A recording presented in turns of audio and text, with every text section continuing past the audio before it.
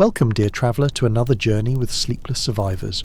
Tonight, we invite you to settle into comfort, to release the tensions of your day, and to drift with us across the mists of time to a place that exists now only in legend, in whispered stories, and in the collective memory of humanity itself. Tonight, we explore Lemuria, the mother continent, the cradle of an ancient civilization, a land said to have existed long before recorded history began. Whether you seek knowledge, wonder, or simply the gentle embrace of sleep, allow this story to carry you away. Close your eyes if you wish. Breathe deeply. Let your body sink into relaxation as we begin our voyage to a world lost beneath the waves, a world that may have been the birthplace of human consciousness itself. Part 1. The Whispering Legends. In the vast tapestry of human mythology, certain stories appear again and again, threading through cultures separated by oceans and millennia. Among these persistent tales is the legend of a lost motherland, a paradise continent that sank beneath the Pacific Ocean in a time before memory. The ancient Tamils of southern India spoke of it. The sacred texts of Tibet mentioned it. Indigenous peoples across the Pacific Islands carried stories of ancestral lands now submerged. And in the 19th century, Western scholars gave it a name that would capture imaginations for generations to come: Lemuria. But what was Lemuria? Was it merely a convenient explanation for scientific mysteries, or does the legend preserve some echo of an actual prehistoric civilization?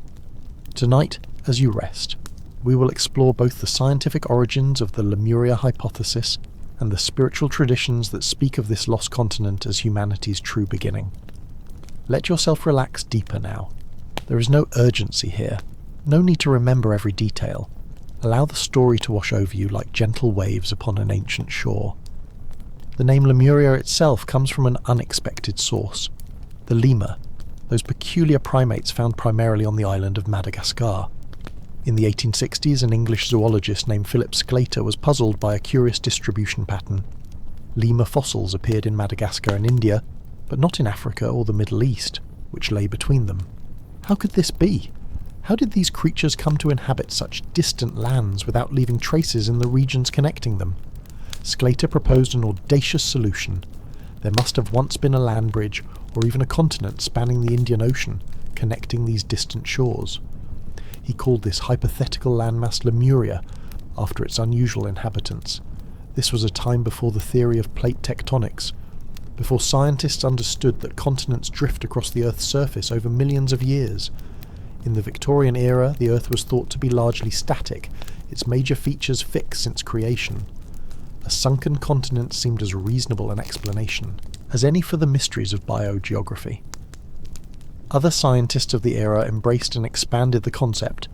The German biologist Ernst Haeckel proposed that Lemuria might have been the cradle of humanity itself, the place where the first humans evolved from their primate ancestors.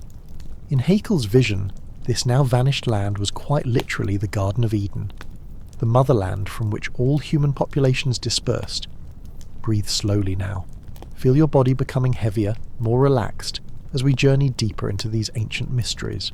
The scientific hypothesis of Lemuria was eventually superseded by plate tectonics, which explained lemur distribution through continental drift and land bridges that appeared when sea levels dropped during ice ages. Yet by the time science had moved on, Lemuria had taken on a life of its own in the realm of human imagination and spiritual tradition. For something remarkable had happened. The scientific speculation about a lost continent in the Indian Ocean became intertwined with much older legends, stories that had been told for thousands of years by peoples throughout the Pacific and Indian Ocean regions. In Tamil literature, one of the classical languages of southern India, there are references to a lost land called Kumari Kandam. This ancient continent, according to legend, once extended far to the south of present-day India, encompassing lands now swallowed by the sea. The Tamil Sangams, ancient assemblies of poets and scholars, were said to have met in great cities on this vanished coast. The Puranas, ancient Hindu texts, speak of lands and peoples lost to the ocean. Buddhist traditions preserve stories of submerged kingdoms and civilizations that flourished before the current age. In Tibet, certain texts mention a motherland to the south, a place of wisdom and spiritual attainment that was lost to catastrophe. Across the Pacific, Polynesian legends tell of Hawaii, the ancestral homeland from which all Polynesian peoples originated. While most scholars identify Hawaii with various real islands in Polynesia, some oral traditions speak of it as a much larger land, now lost to the sea, that once lay at the heart of the Pacific Ocean. The Aboriginal peoples of Australia carry stories in their Dreamtime traditions of lands that were once dry but are now underwater, of coastal plains where their ancestors hunted but which were claimed by rising seas. Modern archaeology has confirmed that these stories preserve genuine memories of the post-Ice Age sea level rise that occurred 10 to 12,000 years ago. Let these stories flow through your mind like water, requiring no effort, no analysis. Simply listen and let yourself drift. The ancient Greeks too had their own version of this archetypal tale. Plato wrote of Atlantis, a powerful island civilization that sank into the Atlantic Ocean. While Atlantis is often considered separately from Lemuria, both legends share common themes: an advanced civilization, a catastrophic destruction, a paradise lost. These recurring motifs, the lost homeland, the advanced ancient people, the catastrophic flood, appear so consistently across human cultures that some researchers have wondered if they might contain some grain of historical truth. Could there be, buried in these legends, folk memories of actual events from humanity's deep past? The answer perhaps lies somewhere between pure fiction and literal history. While plate tectonics tells us there was no Lemuria in the sense of a sunken Pacific or Indian Ocean continent, the legends may preserve genuine memories of real places and events, compressed and mythologized by the passage of millennia. After the last ice age ended approximately 12,000 years ago, sea levels rose dramatically as the great ice sheets melted. Coastal plains that had been dry land for tens of thousands of years, lands where humans had lived, built communities and developed cultures, were inundated by the rising oceans. In Southeast Asia, a vast area of lowland called Sunderland, which had connected the Indonesian archipelago into a single landmass during the Ice Age, was flooded, leaving behind only the highest peaks as the islands we know today. Similarly, the land bridge that connected Australia to New Guinea was submerged, creating the Torres Strait. These were not sudden catastrophes in most cases, but gradual processes occurring over centuries.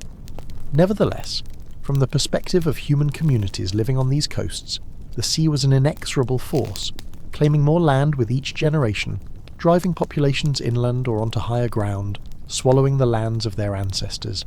Is it possible that the legends of Lemuria, of Kumari Kandam, of drowned motherlands, are cultural memories of these real, geologically documented events? That what began as oral histories of actual places lost to rising seas became, over thousands of years of retelling, the mythic tales of vanished continents and golden ages? This is one possibility, one interpretation of the Lemurian mystery. But as you rest here, breathing slowly, allowing sleep to approach at its own pace, consider that there may be other truths in these stories beyond geological history. For legends serve many purposes. They explain, they inspire, they teach, and sometimes they preserve not just memories of external events but insights into internal truths about human nature, human potential, and the perennial questions of where we come from and where we might be going. Part 2. The Theosophical Vision. In the late 19th century, as spiritualism and occultism experienced a renaissance in Europe and America, the legend of Lemuria found new life in an unexpected place: the writings of Helena Petrovna Blavatsky and the Theosophical Society. Let your breathing slow even further now. There is no need to hold on to every word. Like a gentle river, let this narrative carry you, where it will. Helena Blavatsky, known to her followers as Madame Blavatsky or simply HPB, was a Russian mystic and occultist who founded the Theosophical Society in 1875. A controversial figure even in her own time, Blavatsky claimed to have travelled extensively through Egypt, India and Tibet, where she studied with hidden masters who possessed ancient wisdom. In her massive tome, The Secret Doctrine, published in 1888, Blavatsky presented a cosmological and anthropological system that sought to synthesize religion, philosophy and science. Central to this system was a radical reinterpretation of human history that placed Lemuria at the very foundation of human civilization. According to Blavatsky's teaching, humanity has passed through a series of root races, each inhabiting a different continent and representing a different stage of human evolution. Not merely physical evolution, but spiritual and conscious evolution as well. The first root race, according to this scheme, was ethereal and non-physical, inhabiting a sacred imperishable land. The second root race was the Hyperborean, said to have lived in the far north. The third root race was the Lemurian, and it is here that humanity first took on truly physical form, developing the characteristics we would recognise as human. The Lemurians, in Blavatsky's vision, were giants, beings of immense size who lived on a vast continent that encompassed much of what is now the Indian and Pacific Oceans. This continent included present-day Madagascar, parts of Africa, India, Australia, and stretched across the Pacific. Feel yourself sinking deeper now into that space between waking and dreaming, where stories and images flow without effort. The Lemurians, according to theosophical teaching, were the first humans to develop true self-awareness, the first to experience separation from the divine source. They were described as having a third eye, a pineal gland that was not yet fully internalized, which gave them psychic and intuitive abilities far beyond what modern humans possess. In this telling, Lemuria was not merely a place but a stage of consciousness. The Lemurian age represented humanity's childhood, a time of innocence, of direct spiritual perception, of unity with nature and the cosmos. The Lemurians did not need technology as we understand it, because they could manipulate matter and energy through will and consciousness alone. But as with all ages, the Lemurian epoch came to an end. Blavatsky described a series of cataclysms that destroyed Lemuria over a vast period of time. Volcanic eruptions, earthquakes, and eventually the sinking of most of the continent beneath the waves mark the end of the third root race. Some Lemurians survived, according to the tradition, escaping to what would become Atlantis, where they would contribute to the fourth root race. Others retreated to hidden sanctuaries in Australia, Madagascar, and especially the Himalayas, where they preserved the ancient wisdom in secret schools and monasteries.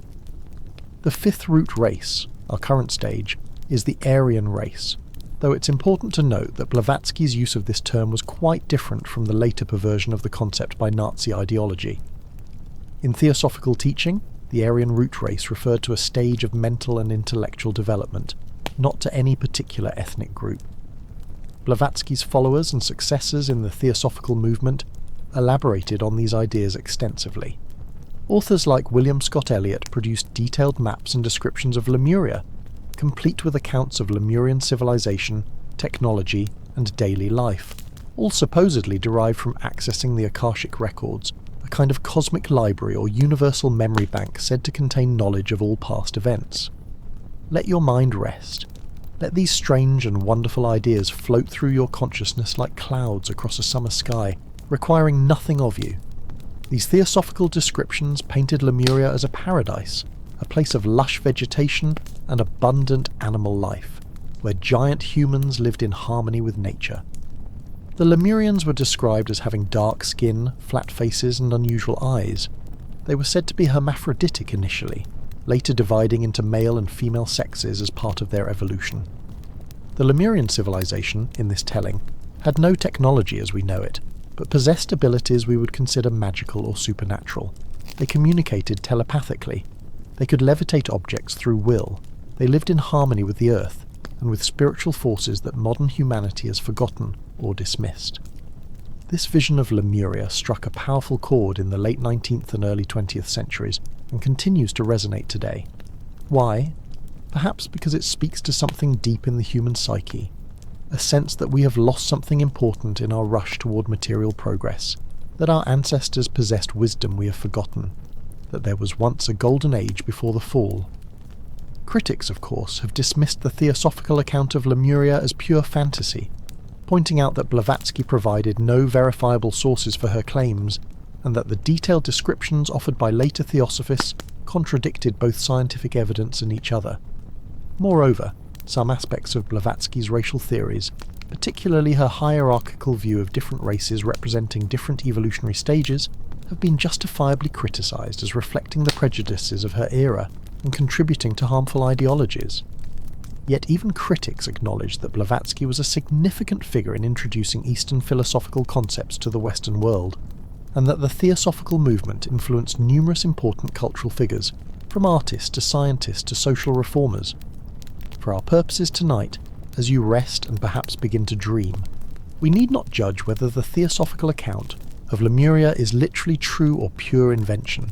Instead, we can appreciate it as a powerful mythic narrative, one that seeks to answer fundamental questions about human origins, human nature, and human destiny. Breathe deeply. Let go of analysis. Simply float on this sea of stories. The theosophical vision of Lemuria asks us to consider that human history is far older and stranger than conventional accounts suggest. It proposes that consciousness itself evolves, that humanity is on a journey from simpler to more complex forms of awareness, and that ancient peoples may have had ways of knowing and being that we have lost but might regain. It suggests that what we call progress, our technological civilization, may have come at a cost, that we may have traded direct spiritual perception for intellectual analysis, intuitive wisdom for material power. Whether or not we accept the literal existence of Lemuria and the Lemurians, these ideas have power as metaphor and myth. They encourage us to question the narrative of linear progress, to wonder whether our ancestors might have understood things we have forgotten, to consider that there may be forms of intelligence and ways of being human that our culture does not recognize or value. And in the realm of consciousness where you now rest, on the border of sleep, perhaps such questions and possibilities can be entertained without the need for definitive answers, simply as interesting territories for the dreaming mind to explore. Part 3. The Geography of Paradise. Let us now turn our attention to the physical landscape of legendary Lemuria. Where exactly was this mother continent said to be? What were its mountains and valleys, its coasts and rivers? Though the answers vary depending on which traditional source we consult, certain geographical patterns emerge. Allow yourself to visualize these ancient landscapes as I describe them, or let them remain as abstract concepts floating through your increasingly drowsy mind. There is no wrong way to receive this story. In the most expansive versions of the Lemurian map, the continent was truly vast, dwarfing any landmass that exists today. It was said to stretch from Madagascar in the west to Easter Island in the east, from Hawaii in the north to Australia or even Antarctica in the south, a colossal domain encompassing much of what we now know as the Indian and Pacific Oceans. Such a continent, if it had existed, would have been the largest landmass on Earth, a true mother continent from which all other lands might seem like scattered offspring. Its climate would have varied enormously, from tropical jungles near the equator to temperate forests, and perhaps even tundra in its far southern reaches. In Tamil traditions, the lost land of Kumarikandam was more modestly described as extending southward from the tip of present-day India into the Indian Ocean. According to these legends, the continent was divided into 49 kingdoms, with magnificent cities built along its coasts and rivers. The landscape of Kumarikandam was said to be one of great beauty and abundance. Rivers flowed from mountain ranges, watering fertile plains where crops grew with minimal effort. Forests teemed with wildlife. The climate was gentle, neither too hot nor too cold, blessed with sufficient rain but free from destructive storms.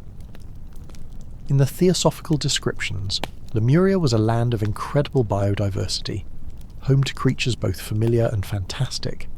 Giant ferns and tropical plants dominated the landscape, reminiscent of Earth's appearance during the age of dinosaurs. Indeed, some accounts suggested that Lemurians coexisted with these great reptiles, the last remnants of the Mesozoic era. Imagine, if you will, the Lemurian landscape. Vast fern forests swaying in warm breezes, their fronds casting dappled shadows on the ground below. Rivers, broad and lazy, meandering through valleys where flowering plants release sweet fragrances into the air. Volcanic peaks rising in the distance, their slopes clothed in green, occasional plumes of steam reminding observers that the earth itself is alive. Along the coasts where land met sea, beaches of white or black sand stretched for miles. The ocean waters were warm and clear, teeming with life. Coral reefs grew in shallow areas, creating underwater cities of colour and movement. Sea creatures of enormous size, some species now extinct, patrolled the depths. Let your breathing match the rhythm of waves upon those ancient shores. In, out, gentle, endless, peaceful. The Lemurians themselves, according to legend, built their cities in harmony with this landscape rather than dominating it.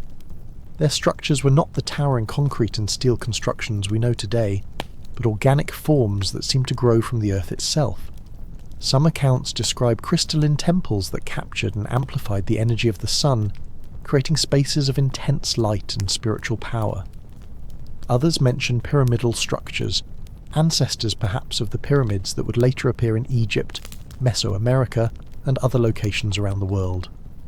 The Lemurian cities, it was said, were arranged according to sacred geometric principles, their layouts forming mandalas or other symbolic patterns that could only be fully appreciated from high above. The placement of temples, dwellings, and gathering places followed principles of energy flow and cosmic alignment that modern humanity has largely forgotten.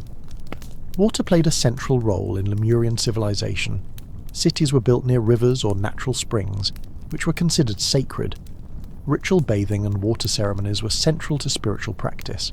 Some legends speak of healing pools with unusual properties, waters that could cure ailments or extend life. The continent was said to have a central mountain range, sometimes called the Lemurian Alps, or the backbone of Lemuria, from which rivers flowed in all directions. The highest peaks of this range were considered especially sacred, places where the veil between the physical and spiritual worlds grew thin. On these mountains, according to some traditions, were the primary temples and mystery schools of Lemuria, where the highest spiritual teachings were preserved and transmitted. Initiates would climb to these heights to receive wisdom, to undergo transformative experiences, to commune directly with divine forces. Breathe slowly. Let the mountain air fill your lungs. Feel yourself among those ancient peaks, or perhaps simply sinking deeper into your bed. Both possibilities equally valid in this liminal space between waking and sleeping. Various accounts attempt to connect specific modern locations with the lost continent. The island of Madagascar, with its unique flora and fauna found nowhere else on Earth, is often cited as a remnant of Lemuria.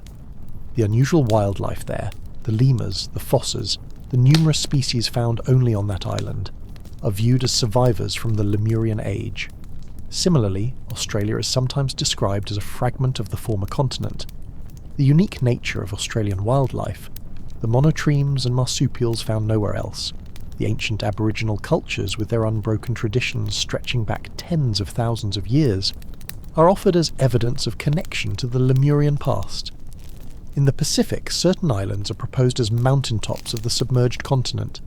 Easter Island, with its mysterious Moai statues, is sometimes said to be a former Lemurian outpost. Hawaii, with its volcanic origins and rich spiritual traditions, is another candidate. Even remote locations like the Kerguelen Islands in the southern Indian Ocean have been suggested as Lemurian remnants. More speculative traditions place surviving Lemurian communities in hidden locations around the Pacific Rim. Mount Shasta in Northern California has been particularly associated with these legends, with claims that an underground city of Lemurian survivors exist within or beneath the mountain, occasionally making themselves known to sensitive humans on the surface. Similarly, certain locations in the Himalayas are said to harbour secret monasteries, or hidden valleys where the ancient wisdom of Lemuria has been preserved by lineages of masters who have maintained the teachings for thousands of years.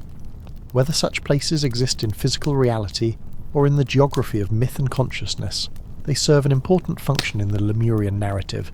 They suggest that the wisdom of this lost civilization is not entirely lost, that threads of connection still exist for those who seek them earnestly enough. Let your mind wander now through these landscapes, real and imagined. Perhaps you walk along a Lemurian beach, feeling warm sand beneath your feet and a gentle breeze on your face. Perhaps you climb toward a temple on a sacred mountain, each step bringing you higher, lighter, closer to some great truth. Or perhaps you simply rest, your body growing heavier and more relaxed with each breath, as these images flow through your consciousness like water, leaving behind only a feeling of peace and possibility. The physical geography of Lemuria may be lost if it ever existed, but the inner geography, the landscape of meaning and mystery that these legends create, remains accessible to anyone who chooses to explore it. And in that sense, Lemuria is not gone. It has simply relocated from the outer world to the inner one, from the map to the imagination, from the ocean floor to the depths of the human psyche. And perhaps that is where it always was, and where it was always meant to be. Part 4. The Lemurian People. Who are the Lemurians? What were they like as individuals, as a people, as a civilization? The answers vary widely depending on the source, but certain themes recur across different accounts of this legendary race. Your breathing has slowed now, deepened. Your body feels heavy, relaxed, perhaps already beginning to drift towards sleep. Let these descriptions wash over you without effort, without the need to remember or judge. In the theosophical accounts, the Lemurians were physically quite different from modern humans. They were giants, some descriptions claiming they stood 18 to 27 feet tall, though they gradually decreased in size over the millions of years of their existence. Their bodies were less dense than ours, more malleable, not yet fully solidified into the material form we know. They had distinctive facial features, flat faces, wide-set eyes, and a third eye, the organ that would later recede to become the pineal gland, visible in the centre of the forehead. This third eye gave them extraordinary perceptual abilities, allowing them to see into realms of reality invisible to physical sight. The early Lemurians were described as hermaphroditic, containing both male and female principles within a single body. They reproduced through a process quite different from modern sexual reproduction, perhaps through a form of division or budding, or through conscious will rather than physical union. Only gradually, over vast spans of time, did the Lemurians separate into distinct male and female forms. This division into sexes was seen not as progress, but as a kind of fall, a descent into greater materiality and separation from the original divine unity. Let these strange concepts float through your mind without attachment.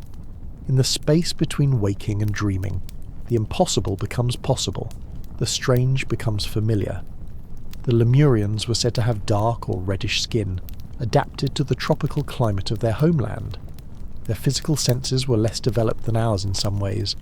They did not need sharp vision or acute hearing, because they possessed more direct forms of perception. They experienced reality through intuition and direct knowing, rather than through the mediation of the five senses. In terms of consciousness and cognition, the Lemurians represented a very different type of mind than modern humans possess. They did not think in the linear, logical way we do. They did not analyse or reason in our manner. Instead, their awareness was holistic, intuitive, and deeply connected to the natural world around them. They perceived the life force or consciousness in all things, in plants, animals, rocks, water, air. The boundary between self and other, between inner and outer, was much more fluid for them than it is for us. They experienced themselves as part of a larger whole, not as separate individuals in the way we understand that concept. Communication among Lemurians was primarily telepathic. They could share thoughts, feelings, and images directly from mind to mind without the need for spoken language. When they did communicate vocally, their speech was described as more musical than language, more like singing or toning than the structured syntax of modern languages. This form of consciousness had both advantages and limitations. The Lemurians were deeply in tune with natural rhythms and cycles. They could sense coming storms, predict volcanic eruptions, understand the needs of plants and animals. They lived in harmony with their environment not out of moral principle, but because they experienced themselves as inseparable from that environment. However, their mode of consciousness also meant they had little individual identity or personal agency as we understand these concepts. They were more like cells in a larger organism than the autonomous individuals. They had no need for government or law because they naturally acted in accordance with the good of the whole, unable to conceive of their interests as separate from the collective. Sink deeper now. Let go of trying to understand. Simply receive these images and ideas like gifts, without obligation. The Lemurians were said to have possessed extraordinary abilities that we would consider supernatural or paranormal. They could levitate objects through focused intention. They could move matter with their minds. They had limited control over the elements, able to influence weather patterns or quiet earthquakes through collective will. Their most remarkable ability, according to legend, was the power to shape matter itself. The Lemurians did not build structures in the way we do, quarrying stone and assembling it piece by piece. Instead, they could soften rock through mental force, moulding it like clay, then allowing it to reharden into the desired form. This ability explains, according to some theorists, certain archaeological mysteries around the world. Massive stone structures built with such precision that the blocks fit together without mortar, or enormous stones transported and positioned in ways that would challenge even modern engineering. Perhaps these weren't built by more recent civilizations at all, but by Lemurian survivors or their immediate descendants, retaining fragments of the ancient powers. The Lemurians had a deep connection to crystals, which they used in ways we are only beginning to rediscover. Crystals were not mere decorative objects, but powerful tools for focusing and amplifying consciousness and energy. Large crystals were used in temples and healing centres, smaller ones for personal use. According to some accounts, the Lemurians had also mastered a form of technology based on consciousness and vibration rather than mechanics and electricity. They could harness the Earth's natural energies, drawing power from ley lines, currents of subtle energy flowing through the planet. Their cities were positioned at points where these energy lines intersected, naturally becoming places of great power. Healing in Lemurian society was accomplished through energy work, sound, and crystals. The Lemurians understood that disease originated in the subtle bodies before manifesting physically, and they treated illness at its energetic source. Their healers were trained to see and work with the human aura and chakra system, concepts that would later be preserved in Eastern spiritual traditions. The social structure of Lemurian civilization was based on spiritual development rather than wealth, political power, or social class. Those who had achieved higher levels of consciousness naturally became teachers and guides for others. There was no need for coercion or hierarchy, because those who were more evolved were also more loving, more wise, more trustworthy. Let your thoughts drift now, becoming less linear, more dreamlike. Notice how the boundary between you and the story begins to blur, how you might feel yourself there, in that ancient time, part of that collective consciousness. The Lemurians had what we might call a shamanistic or animistic spiritual practice. They recognized and honored the consciousness in all things. They understood themselves as part of a living cosmos, not as separate observers or masters of nature. They conducted ceremonies and rituals aligned with natural cycles, the phases of the moon, the solstices and equinoxes, the movements of stars and planets. These weren't merely symbolic observances but actual workings, ways of participating in and influencing the cosmic dance of energies. The temples of Lemuria were centres of initiation and transformation, places where individuals could undergo experiences that would expand their consciousness and awaken latent abilities. The mystery schools taught the deeper secrets of existence, carefully guarding this knowledge and transmitting it only to those who were ready. According to legend, it was in Lemuria that the great spiritual truths later expressed in various religions and philosophies were first understood and taught. The unity of all life, the evolution of consciousness, the ultimate reality of spirit beyond material form, the power of love as the fundamental force of the universe. The Lemurians understood reincarnation and karma, not as beliefs, but as direct perceptions of reality. They could remember their past lives, and could see the patterns of cause and effect that shaped individual destinies.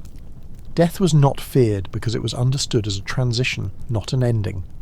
In their highest development, the most advanced Lemurians were said to have achieved what later traditions would call enlightenment or self-realization, a state of consciousness in which the illusion of separation dissolves and one experiences direct union with the divine source of all existence. These awakened beings served as living links between the human and the divine, as channels through which higher wisdom and energy could flow into the world. They were the spiritual guides and teachers who helped others along the path of evolution. Yet even in Lemuria, according to the legends, not all was perfect. Over time, as the Lemurians became more physical, more material, some began to use their powers for selfish purposes. The unity of consciousness that had characterized the early Lemurian age began to fracture. Individual ego started to emerge, bringing with it the possibility of conflict, of harm, of what we call evil.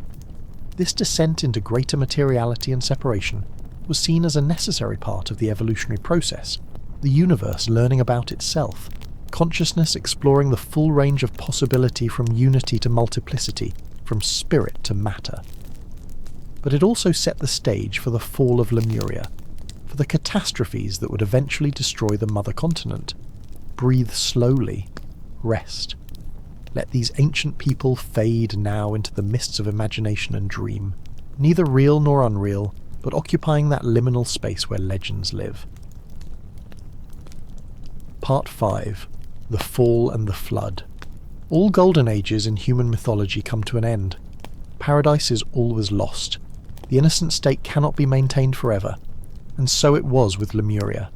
Your body is very relaxed now, very heavy, perhaps already more asleep than awake. Let this tragic tale be just another dream among dreams, requiring nothing of you but the gentle attention of the dozing mind.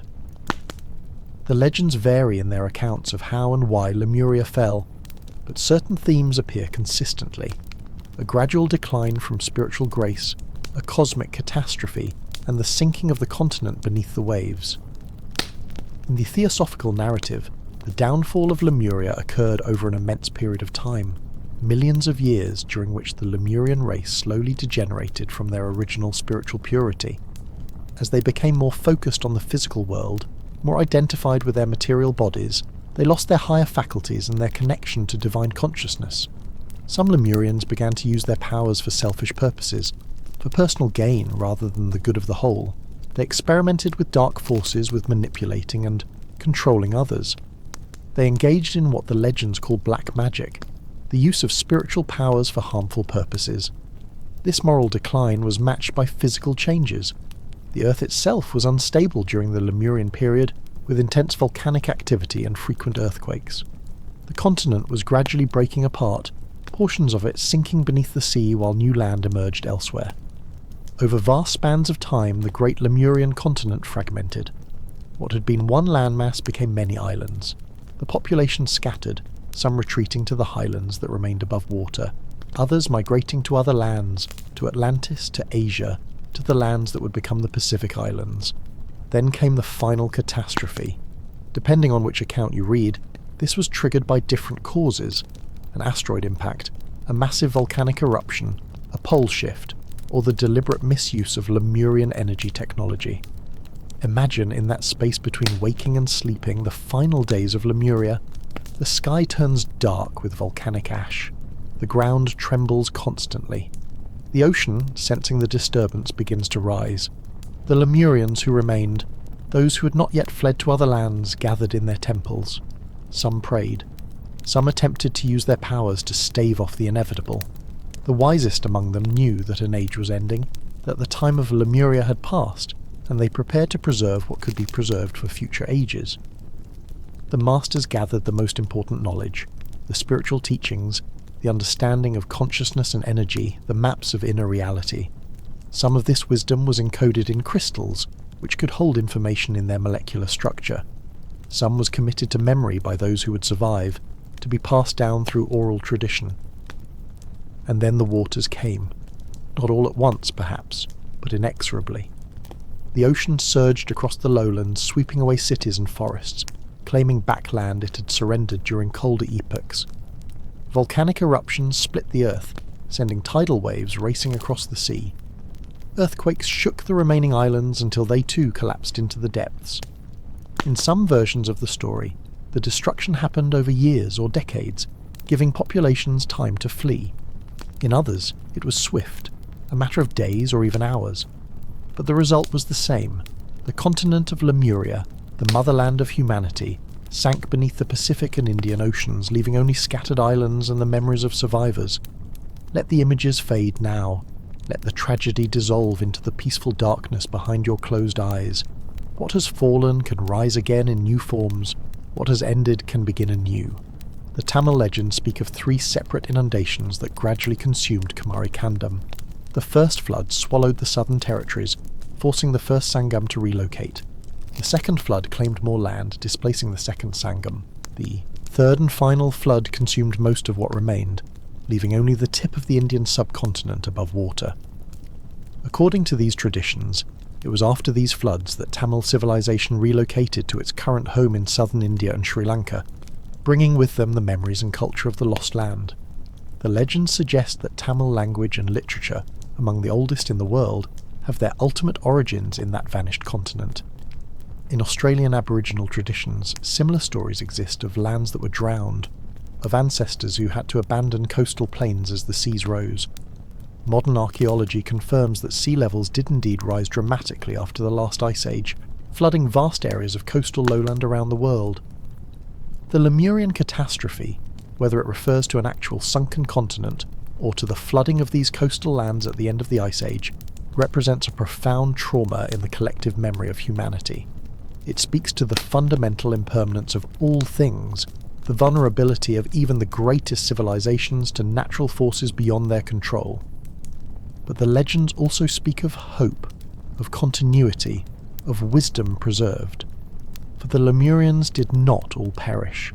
Survivors escaped, carrying with them fragments of the ancient knowledge. Some fled to Atlantis, where they would help build the next great civilization, the fourth root race in theosophical terminology. Others went to the Himalayas, to the Andes, to hidden valleys in Tibet and Mongolia. They established mystery schools and secret societies to preserve and protect the teachings. These survivors interbred with other human populations, but they also maintained separate lineages, bloodlines that carried something of the old Lemurian consciousness and abilities. The legends suggest that even today, scattered among modern humanity, are individuals who carry Lemurian genetics, who possess latent abilities inherited from that ancient race. Moreover, the wisdom of Lemuria was not lost. It went underground, preserved in secret traditions, encoded in symbols and myths, waiting for a time when humanity would be ready to rediscover it. The teachings about consciousness, about energy, about the spiritual nature of reality, these found their way into the mystery schools of Egypt, the wisdom traditions of India, the shamanic practices of indigenous peoples around the world. The knowledge was fragmented, adapted to different cultures, expressed in different languages, but the core truths remained. Your breath is so slow now, so gentle. You're drifting in that ocean between waking and sleeping, and that is perfect. That is exactly where you should be.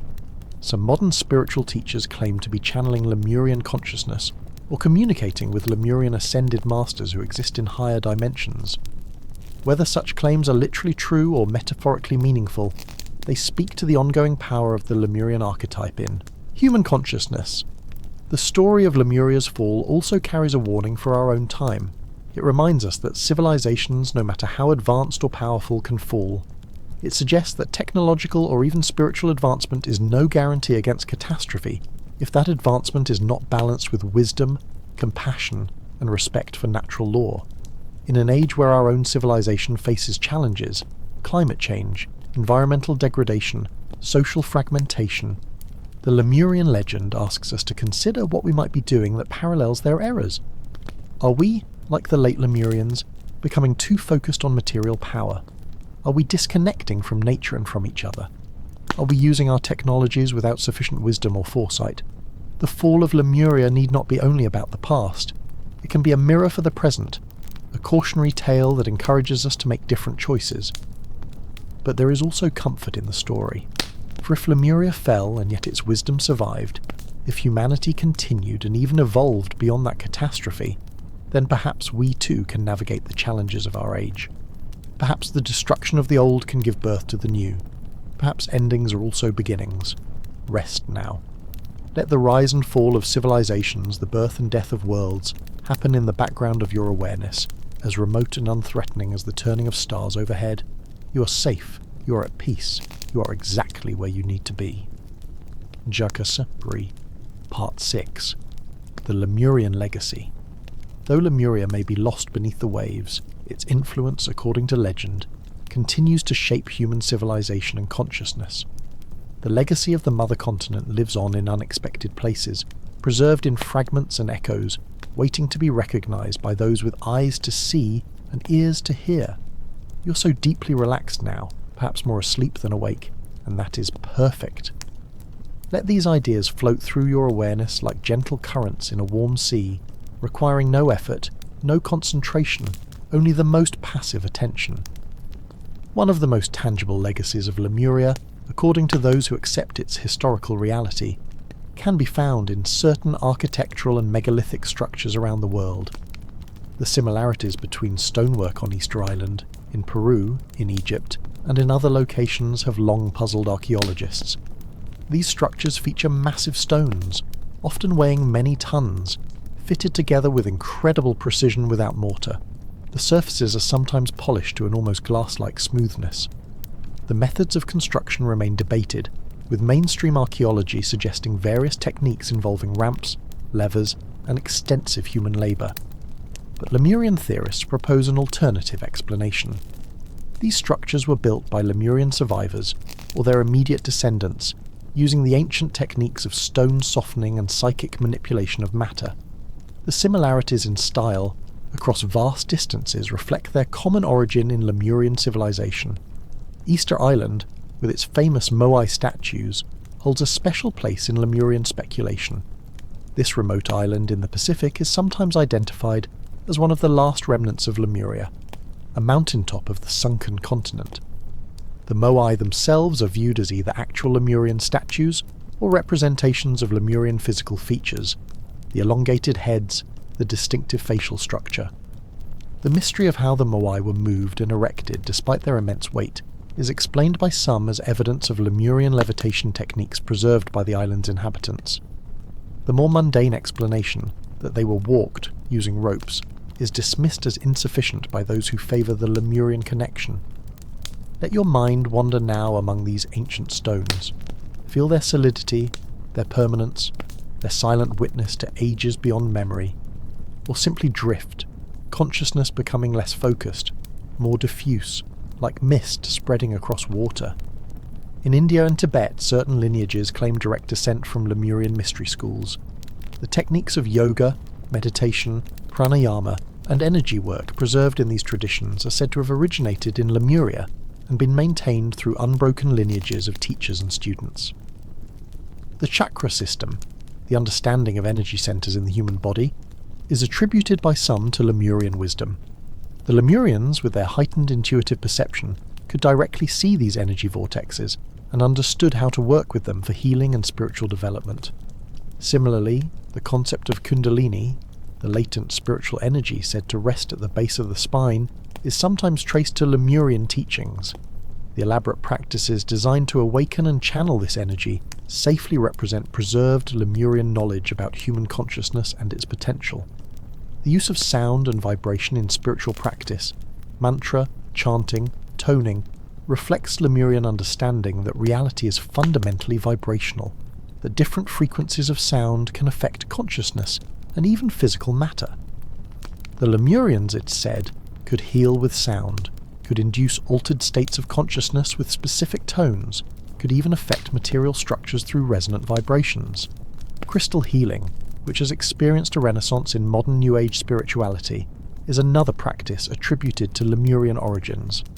The idea that crystals have healing properties, that they can store and transmit energy, that different crystal structures have different effects on consciousness, all of this supposedly derives from Lemurian crystal technology. Some crystal enthusiasts speak of Lemurian seed crystals, quartz crystals with distinctive horizontal striations found primarily in Brazil, which they believe were programmed by Lemurians before the fall of their continent. These crystals, they claim, contain encoded information that can be accessed by sensitive individuals who hold them in meditation. Your breathing is so slow now, so peaceful. Like waves lapping gently at a shore, each breath carries you a little farther from waking consciousness, a little closer to the realm of dreams. The legends of Lemuria also live on in indigenous traditions around the Pacific. The native Hawaiians, the Maori of New Zealand, the Aboriginal Australians, and many other Pacific peoples maintain oral histories of origins, migrations, and ancestral lands that some researchers link to the Lemurian story. The Hawaiian concept of mana, spiritual power or life force, echoes Lemurian teachings about energy and consciousness. The Polynesian navigation techniques, which allowed ancient peoples to cross vast stretches of ocean with remarkable accuracy, suggest knowledge of natural energies and patterns that may have Lemurian roots. The Aboriginal Dreamtime contains stories of the creation of the world, of ancestral beings who shaped the land and established the laws that govern life. Some of these stories speak of lands now under the sea, of coastal plains where the ancestors hunted, of catastrophic floods that changed the world. Whether these are cultural memories of post-Ice Age flooding or something even older is open to interpretation.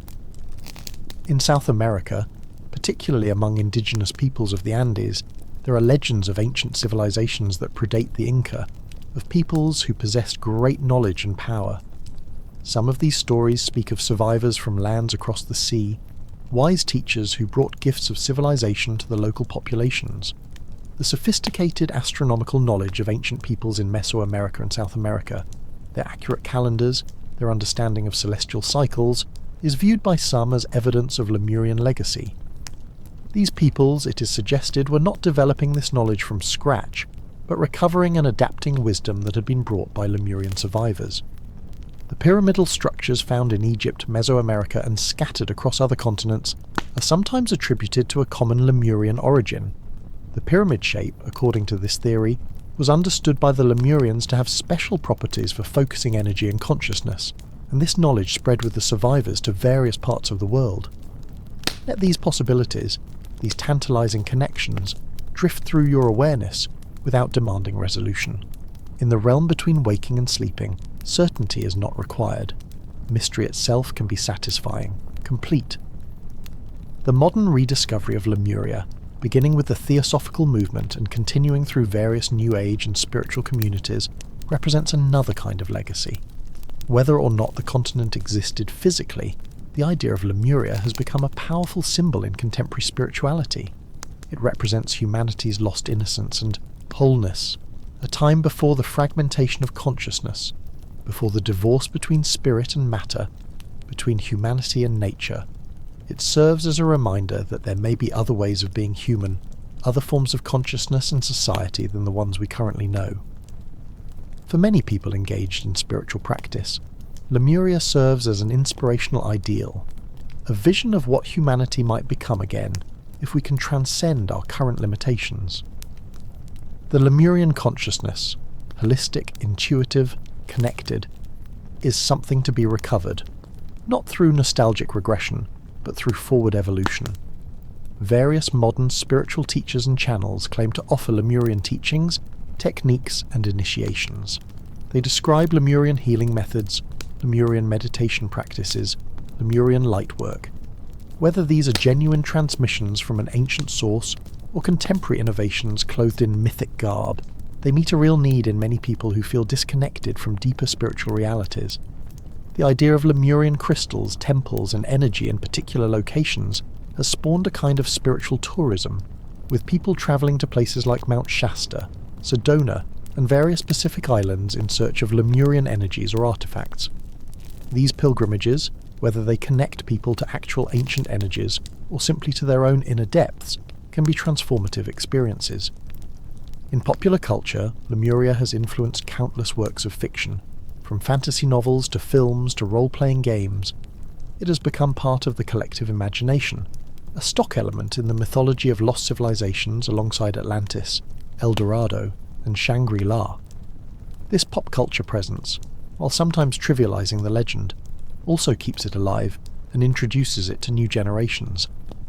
The archetype of Lemuria, the lost paradise, the ancient wisdom, the civilization destroyed by its own hubris, resonates deeply with contemporary concerns and continues to inspire creative exploration. Breathe, release, let go. The legacy of Lemuria, real or imagined, factual or symbolic, continues to flow through human consciousness like an underground river, sometimes emerging into visibility, sometimes hidden, but always present, always available to those who seek its waters. Part 7. The Science and the Skepticism. Now let us turn our attention to the scientific perspective on Lemuria, to the arguments of skeptics and geologists, to the evidence, or lack thereof, for a sunken Pacific continent. Let this section unfold without tension or defensiveness, simply as another perspective, another layer of the story. Your body is so heavy now, so thoroughly relaxed. Your mind floats free, untethered to the need for proof or certainty. In this state you can hold multiple possibilities simultaneously, without needing to choose between them. From a modern geological perspective, the idea of a large continent sinking beneath the Pacific or Indian Ocean is essentially impossible. We now understand, through the theory of plate tectonics, how continents move, how ocean basins form, and why the pattern of land and sea is what it is. Continents are made of lighter rock, primarily granite, that floats on the denser basaltic rock of the oceanic crust and the even denser mantle below. This difference in density means that continents naturally remain at the surface. They cannot sink into the oceanic crust any more than a cork can sink in water. The ocean floors are constantly being created at mid-ocean ridges, where molten rock wells up from below, and constantly being destroyed at subduction zones, where oceanic crust slides beneath continental crust and is recycled into the mantle. This process has been going on for billions of years and leaves clear evidence in the geological record. If a continent the size of the proposed Lemuria had existed and then sank, there would be unmistakable evidence: massive deposits of continental-type rock on the ocean floor, disruption of the pattern of seafloor spreading, anomalies in the Earth's gravity and magnetic fields. No such evidence exists. Ocean floor surveys using sonar and other technologies have mapped the Pacific and Indian Ocean floors in great detail. They reveal the expected pattern of mid-ocean ridges, subduction zones, and seamounts, underwater mountains formed by volcanic activity. But there is no sign of a sunken continent, no large area of continental-type rock beneath the waves. Let these facts rest lightly in your awareness. They need not destroy the dream, merely provide context, a frame of reference from the consensus reality we inhabit during waking hours. The original scientific hypothesis of Lemuria, proposed to explain the distribution of lemurs and other species, has been thoroughly superseded by our understanding of continental drift and plate tectonics. We now know that Madagascar and India were indeed once connected, but not by a land bridge or continent in the Indian Ocean. Rather, both were part of the ancient supercontinent Gondwana, which began breaking apart about 180 million years ago. Madagascar split from Africa about 165 million years ago, and from India about 88 million years ago. This explains why similar species are found in these now distant locations. They shared a common landmass in the deep past. The distribution of lemurs and other Malagasy fauna is explained by their ancestors being present on Madagascar when it separated from other land masses, after which they evolved in isolation, producing the unique species we see today. No sunken continent is needed to account for the biogeographical data. Similarly, the flooding of coastal areas at the end of the last ice age, while real and dramatic, does not support the idea of a lost continent. What was submerged were the continental shelves, the shallow underwater extensions of existing continents. These were lowlands during glacial periods when sea levels were lower, but they were never separate continents. The most extensive of these drowned lands was Sunderland, which connected the islands of Southeast Asia into a single landmass during the Ice Age. When the ice melted, sea levels rose by about 120 metres, flooding Sunderland and creating the Indonesian archipelago we know today. This was a significant event that certainly affected human populations in the region, but it involved existing continental shelf, not a separate continent. Breathe slowly. Let the tension between myth and science dissolve in the peaceful darkness of approaching sleep. Both can be true in different ways, serving different purposes, answering different questions. Archaeological evidence presents another challenge to the literal interpretation of Lemuria. If an advanced civilization existed hundreds of thousands or millions of years ago, where is the evidence? Where are the artifacts, the ruins, the clear signs of human activity and technology? Mainstream archaeology recognizes that anatomically, modern humans emerged in Africa approximately 300,000 years ago. Evidence of early human culture, tools, art, burial practices, dates back tens of thousands of years. Civilization as we understand it, with cities, agriculture and writing, emerged only about 10,000 to 12,000 years ago in the Fertile Crescent and other locations. There is no evidence for advanced human civilizations existing millions of years ago during the proposed Lemurian epoch. The fossil record shows that human ancestors during that period were much more primitive. Various species of Australopithecus and early Homo, not yet fully modern humans and certainly not builders of crystal temples and megalithic structures. Some Lemurian proponents argue that the evidence was destroyed in the catastrophe, or that Lemurian civilization operated at such a different level, psychic and spiritual rather than technological, that it left no material traces. Others suggest that the timeline is wrong, that Lemuria existed much more recently than theosophical sources claimed. Still others propose that we are simply not looking in the right places or with the right assumptions. They point to various anomalous artifacts and out-of-place findings that challenge mainstream archaeological narratives, though skeptics counter that most such anomalies have prosaic explanations when examined carefully. The reality is that extraordinary claims require extraordinary evidence, and the evidence for Lemuria as a literal historical civilization is, at best, circumstantial and open to alternative interpretation. Yet let us be cautious about too much certainty in either direction. Science, while powerful and self-correcting, is also limited by its methods and assumptions. The scientific worldview has blind spots, as any worldview must. Things that were once considered impossible by science have later been proven real. Theories that were once consensus have been overturned. Sleep deepens. The boundary between thoughts and dreams becomes less distinct, and in that liminal space, the question of literal truth becomes less important than the question of meaning and value. The scientific rejection of Lemuria need not eliminate the power of the legend. Many of our most important stories, the myths, legends, and sacred narratives that give meaning to human existence, are not literally true in a historical or scientific sense, yet they are profoundly true in a psychological and spiritual sense. The value of the Lemurian story may lie not in its factual accuracy, but in what it reveals about human consciousness, human yearning, human potential. It expresses something that many people feel but struggle to articulate, that we have lost something important in our rush toward material civilization, that our ancestors may have known things we have forgotten, that there are dimensions of reality and modes of being that our culture does not recognize or value. Whether Lemuria existed as a physical place or not, it certainly exists as an idea, as an archetype, as a symbol, and in the realm of consciousness, which is ultimately more important to our lived experience than external physical reality. That kind of existence is quite real and quite powerful. So perhaps the question is not, did Lemuria exist? But rather, what does Lemuria mean? What is this legend trying to tell us? What need does it meet in the human psyche? What possibilities does it open for our imagination and our evolution? These are questions without simple answers, questions to ponder on the edge of sleep, questions that might follow you into your dreams and perhaps return with you to waking, transformed and transformative. Rest now. Let the debate between science and myth fade into the background. You need not choose sides, need not resolve the uncertainty. Mystery itself can be a place of rest, a soft darkness in which consciousness can expand beyond the limitations of proof and certainty. Part 8. The Inner Lemuria. Perhaps the most profound way to understand Lemuria is not as a place in outer geography, but as a territory of inner consciousness.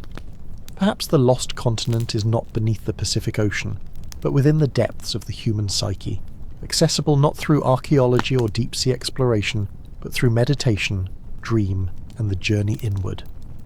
You're floating now in that inner ocean, that sea of consciousness where all boundaries dissolve. This is the perfect state for understanding Lemuria not as history but as psychology, not as fact but as experience.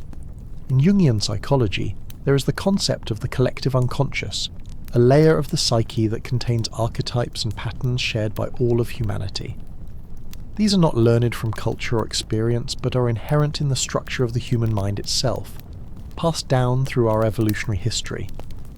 The collective unconscious contains what Jung called archetypes, universal patterns or symbols that appear across different cultures and time periods. The hero, the mother, the shadow, the wise old man.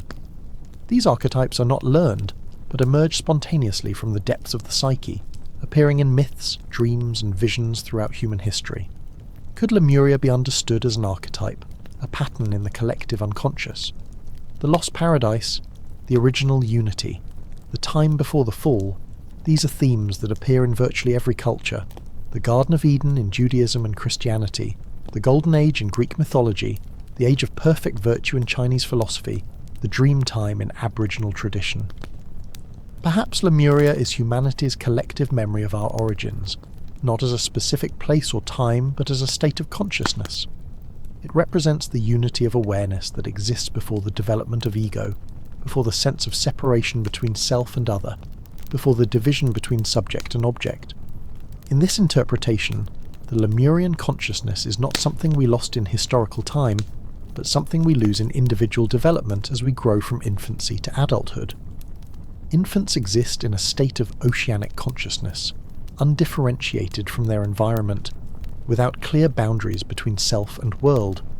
This is the Lemurian state, complete, whole, unified, but also unconscious, unreflective. Breathe deeply. Feel yourself sinking into that primordial state, that ocean of undifferentiated awareness, where boundaries dissolve and all is one. As we develop, we necessarily leave this state behind. We develop ego, individuality, the sense of being a separate self. This is the fall from Lemuria, the expulsion from paradise. It is necessary for our growth, for the development of consciousness, but it also involves a loss, a sense of separation and alienation that many people spend their lives trying to overcome. The spiritual quest in this view is not about returning to the unconscious unity of Lemuria, but about achieving a higher integration, a unity of consciousness that preserves individuality while transcending separation. This is what the mystics call enlightenment, what the psychologists call self-realization, what the legends might call the return to Lemuria, but at a higher turn of the spiral. We cannot go back to the infantile state of unconscious unity. We cannot unlearn our individuality and our separation, but we can move forward to a state of conscious unity, where we experience ourselves as both individual and universal, both separate and one, both finite and infinite. This is the Lemurian legacy in psychological terms, the promise that the unity we lost in our development can be regained, transformed, integrated at a higher level. We can become like the advanced Lemurians of legend, beings who possess both individual consciousness and cosmic awareness, who operate both as autonomous selves and as part of the greater whole. The practices attributed to Lemuria, meditation, energy work, crystal healing, sound therapy, can be understood as technologies of consciousness, methods for accessing deeper layers of the psyche, for remembering and reconnecting with the unity that underlies apparent separation. When someone experiences a profound meditation, feeling boundaries dissolve and consciousness expand beyond the body, touching something vast and eternal, is this not, in a sense, a return to Lemuria? When someone has a mystical experience of unity with all existence transcending the limited ego, are they not for a moment a Lemurian again? Let yourself drift now in that vast consciousness, that ocean without shore. You're both the wave and the water, both the individual and the whole. This is the Lemurian state, always available, always here, requiring only that you relax your grip on separation and allow yourself to dissolve into the greater awareness. The crystals of Lemuria, in this psychological interpretation, are symbols of the human mind's ability to store, process, and transmit information and energy. The crystal is a perfect metaphor for consciousness itself, clear, structured, able to refract light into a spectrum of colours to amplify and focus energy. When modern practitioners work with crystals, whether the crystals have any objective power or not, they are engaging with these symbolic properties. They are using physical objects as anchors for attention, as focuses for meditation, as triggers for altered states of consciousness. And in that sense, they are indeed accessing Lemurian wisdom, which is not stored in physical crystals but in the depths of human consciousness itself. The temples of Lemuria, similarly, are not physical structures lost beneath the waves but inner spaces, states of consciousness that can be entered through practice and intention. When you meditate, you're entering a Lemurian temple. When you engage in deep inner work, exploring the landscape of your own psyche, you are walking the paths of the lost continent. The Lemurian masters and teachers are not historical persons, but aspects of your own higher self, deeper wisdom that emerges when you quiet the chatter of the ordinary mind and listen to the still, small voice within. They are the archetypes of the wise guide, the teacher, the initiator, patterns in the collective unconscious that become active when you embark on the spiritual journey. The catastrophe that destroyed Lemuria, in this reading, is the necessary crisis that accompanies growth and transformation. It is the dark night of the soul, the death of the ego, the descent into chaos that precedes reintegration at a higher level. Every spiritual journey involves a Lemurian catastrophe, a moment when everything falls apart, when the old structures dissolve, when you feel yourself sinking into the abyss. But this descent is not the end. It is a transition, a transformation. What sinks beneath the waves of the unconscious can rise again, transformed and renewed. This is the promise of the Lemurian legend, that loss and destruction are not final, that what seems to end continues in new forms, that the wisdom of the past is never truly lost, but only waiting to be rediscovered. Your breath is barely perceptible now, the gentlest rise and fall like swells on a calm sea. Your consciousness floats in depths beyond words, beyond images, in the dark, warm ocean of pure being. This is Lemuria. This is home. This is the place you never left and can never leave, because it is not a place but your own deepest nature. The journey to Lemuria is not across space or even across time. It is inward and downward, into the depths of your own consciousness, past the surface chatter of thoughts, past the currents of emotion, past the structures of personality and identity, into the profound stillness that underlies all experience. This is the Lemuria that matters, the Lemuria that is real regardless of whether any continent ever sank beneath the Pacific. This is the mother continent because it is the ground of consciousness from which all experience arises, the original unity from which all diversity springs, the source to which all seeking eventually returns. And you are there now, or nearly there, in that space between waking and dreaming where the boundaries thin and the deeper truths become accessible. Rest in this space. Abide in this Lemurian consciousness, this state of peaceful unity, this recognition that beneath all the apparent complexity and separation, there is only one consciousness, one awareness, one being, experiencing itself through infinite forms, including the form that is you. Part 9. Lemuria and the Earth's Energy. As you rest in the depths of relaxation, hovering on the edge of sleep, let us explore another dimension of the Lemurian legend, its connection to the Earth's subtle energy systems, to the idea that our planet is a living being with its own consciousness and energy flows. Your awareness is diffuse now, spread out like morning mist across a valley, not focused on any particular point but present everywhere and nowhere at once. This is the perfect state for understanding the Earth not as dead matter, but as a living system, a conscious being of which we are all parts. In many traditions, both ancient and modern, the Earth is understood to have an energy body in addition to its physical body. Just as humans, according to these traditions, have chakras, energy centers in the subtle body, so too does the Earth have power points, sacred sites where energy concentrates and flows. These sites are often found at the intersections of what are called ley lines, channels of subtle energy that crisscross the planet, forming a global grid or network. Mountains, ancient temples, stone circles, and other sacred sites tend to be located on or near these energy lines, either by design or because the energy itself made these locations naturally sacred and powerful. The legend of Lemuria connects to this understanding of Earth energies in several ways. First, the Lemurians themselves were said to have deep knowledge of these energy currents, and to have built their civilization in alignment with them. They placed their cities, temples, and centers of learning at power points on the Earth's grid, naturally amplifying the energy available for their spiritual and technological work. Second, the destruction of Lemuria is sometimes explained as a massive disruption of the Earth's energy systems, perhaps through misuse of their technology, or through cosmic events beyond their control. The energy grid was damaged or destabilized, leading to the catastrophic earthquakes and volcanic eruptions that destroyed the continent. Third, the legacy of Lemuria in the present day includes the continued presence of powerful energy sites, particularly around the Pacific Rim, which are said to be former Lemurian locations. These places still carry the imprint of the ancient civilization, still resonate with Lemurian frequency, and can serve as portals for those seeking to connect with that ancient wisdom. Breathe slowly, deeply. With each breath, feel yourself connecting more deeply to the Earth, to the great being whose body you inhabit, whose energy flows through you always. Mount Shasta, in Northern California, is perhaps the most famous of the alleged Lemurian sites in modern lore.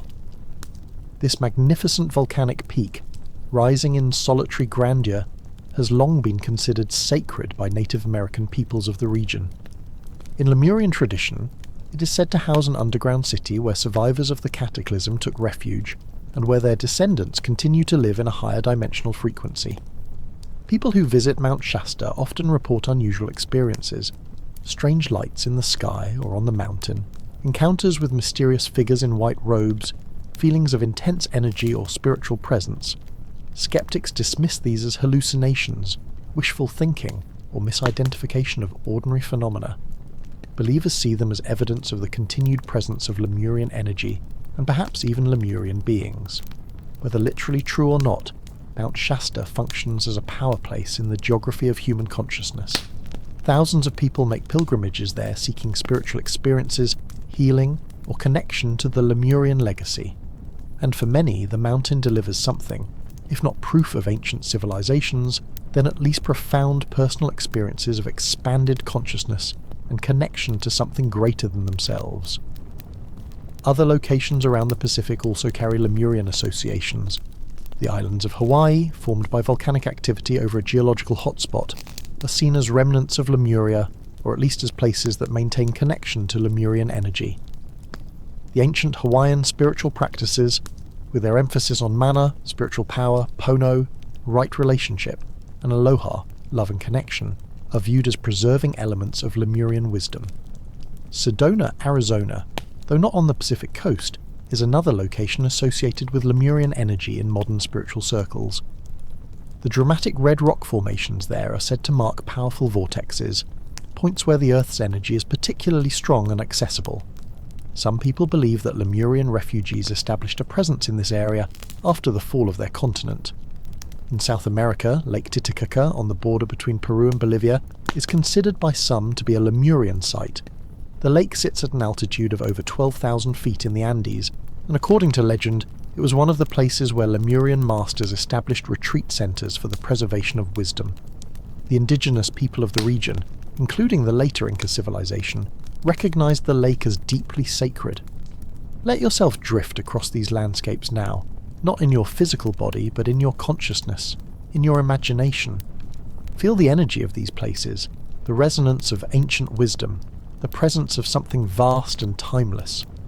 Australia, particularly Uluru, Ayers Rock, and other sacred sites in the outback, is seen by some as maintaining Lemurian connections. The Aboriginal people have lived on this continent for at least 65,000 years, making them one of the oldest continuous cultures on Earth. Their Dreamtime stories, their understanding of the land as alive and conscious, their complex spiritual practices, all of these have been interpreted by some as preserving elements of Lemurian consciousness. The Aboriginal concept that the land itself is a living record of ancestral actions and wisdom resonates deeply with the idea of the Earth as a conscious being with memory and intelligence. In this view, the landscape is not merely physical geography, but a kind of text or scripture that can be read by those who know how to perceive it. Your body is so relaxed now, so deeply at rest. You might not even be certain whether you're still awake or have crossed over into sleep. This uncertainty is perfect. This is the space where visions come, where deeper knowing emerges. The Earth itself, according to some modern spiritual perspectives, is awakening to higher consciousness, and humanity is part of that process. The rediscovery of Lemurian wisdom in our time is seen as part of this planetary awakening, a remembering of ancient truths that are needed for the next stage of Earth's evolution. In this view, the energy grids of the Earth are not static but dynamic, constantly shifting and evolving. During the Lemurian age, the grid was configured in one way, suitable for that stage of consciousness. After the cataclysm, it shifted into a new configuration. Now, in our current time, another shift is occurring, a recalibration that will support the emergence of higher consciousness on a planetary scale. Those who work with Earth, energies, whether through meditation at sacred sites, through practices like placing crystals at grid points, through ceremony and ritual, see themselves as assisting in this process of planetary awakening. They are, in effect, continuing the work of the Lemurian masters, helping to maintain and strengthen the Earth's energy systems. Scientific skeptics, of course, question the very existence of these subtle energies. While science recognizes the Earth's magnetic field and gravitational field, it finds no evidence for the kind of conscious energy or spiritual force described in these traditions. Yet the experience of power places, of sacred sites, is real for many people, regardless of whether it can be explained by current scientific paradigms. When someone stands at Uluru or climbs Mount Shasta, or swims in Lake Titicaca, and feels a profound sense of peace, of connection, of spiritual presence, that experience has value and meaning even if its cause cannot be measured in a laboratory. Perhaps the Earth energies are subtle enough to evade scientific detection, while still being accessible to human consciousness in certain states. Perhaps they are purely psychological, projections of the mind rather than objective features of the environment, but no less powerful or transformative for that. Or perhaps future science will develop instruments and theories capable of detecting and understanding these subtle forces that indigenous peoples and mystics have worked with for millennia. For now, as you rest on the threshold of sleep, such questions need not be resolved. You can simply allow yourself to feel connected to the Earth, to sense yourself as part of a living planet, whether that sensing is picking up objective energies or simply recognizing a deeper truth through the language of feeling and intuition. The Lemurian legend in this context reminds us of humanity's place in the larger story of Earth's evolution. We are not separate from the planet, not merely tenants on its surface, but part of its body, part of its consciousness, part of its journey through time and space. The rise and fall of civilizations, the birth and death of species, the movement of continents and the cycling of ice ages.